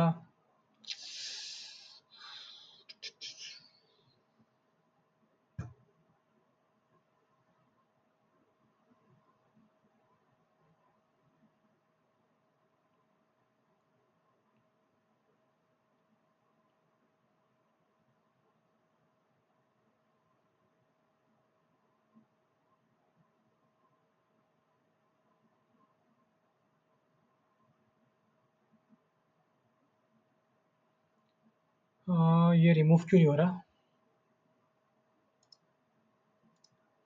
ठीक है, अभी रिमूव हो गया एकदम जैसे ही मैंने हटाया, तो अपने आप ये 1 मिनट के बाद रिमूव हो चुका है। तो ऐसे करके हमारा ये क्वेश्चन भी पूरा हो गया।